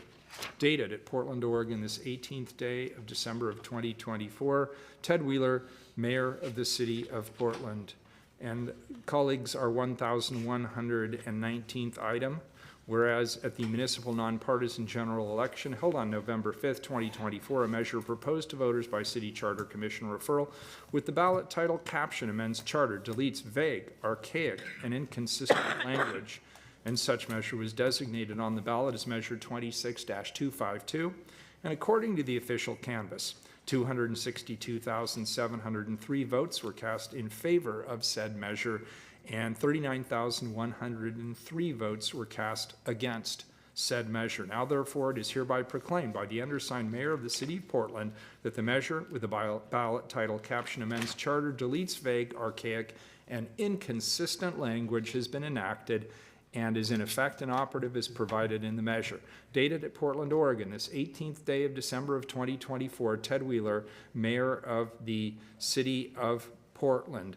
Colleague, before I gavel out this council's last meeting, if there are any final thoughts people have, and I know there's some staff members here who want to bring some items forward. Chase, I think you're hiding behind the column. If you could let said staff members come up. Commissioner Maps, I see your hand is raised. Sure. Thank you, Mr. Mayor. Before this council adjourns, I did want to take a moment to recognize and thank a few staff members who have been, I think, indispensable to this council's efficient functioning. In particular, I want to recognize our city attorneys and our council clerks. We truly could not do this work without you. You keep this jury-rigged organization moving forward. I also want to recognize our security folk. Those folks work invisibly, but I also want you to know, the work they do is of existential importance to the people who sit in these chairs. And finally, I want to thank the people of Portland for the opportunity to serve in this position. It's been a real honor. Thank you, Commissioner Maps. I said my piece this morning, so thank you all for all you do. And I echo Commissioner Mapp's appreciation for everyone who's contributed to this form of government. It's been real. Let the next government thrive. I'll just say that it's been the opportunity of a lifetime, and I've had the honor of getting to work with some of the most brilliant, innovative people as colleagues and staff, and thank you all for this experience. Yeah, we all said a little something this morning, but I'll just add two things. One is, you're all so far away now, so there's that. And let's see, I just have to say, Keelan, you've been such a glue through all this process, so I think it's important that we give a special shout out to you. Thank you so much, Keelan.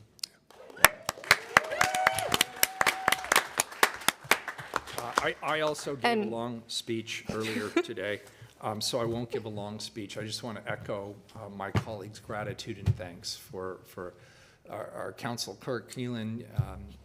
You've done just such a great job, and we appreciate you, and we appreciate your whole team, and our legal counsel has given us great advice, our security team, to my team in the mayor's office, to all of my colleagues on the city council and their staffs, Michael, to all of the professional leaders in this city, and we have so many, and most importantly, our 7,000 public employees who do really hard and often thankless work each and every day on behalf of the city.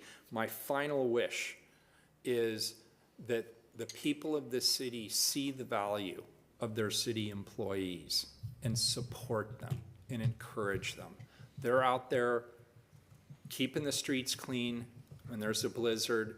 They're out there turning the dials, making sure that clean water continues to flow. They're making sure that if there's a problem on our streets, they're there. If there's a public safety issue, they're there. And they're here for the city in so many different ways. And I just really wish the public could see what I see in terms of their true and brilliant and thoughtless leadership. So thank you all. Mayor, we have just a few final words on behalf of your Haley, staffs. always, yes, go ahead. So, hello, Mayor and Council. Hi. For the record, my name is Haley Blonsley. I am a Senior Budget and Policy Advisor in Mayor Wheeler's office. Before we have Mayor Wheeler gavel out for the last time, the staff from each of the current council offices wanted to take a moment to vocalize and show our appreciation for each of you. Your staff have the unique privilege of seeing and participating in all of the work that goes on behind the scenes. Being an elected leader is not easy. We know the sacrifices that you have made to serve your community, especially over the last few challenging years. We see you, we are proud of you, and we are honored to have served on your staff. So thank you and congratulations on your final council session. Thank you, Haley. Well said.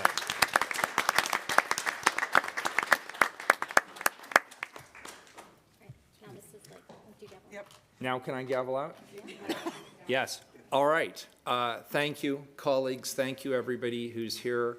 We appreciate you all so much. What a great team you have all been. Thank you. We are adjourned.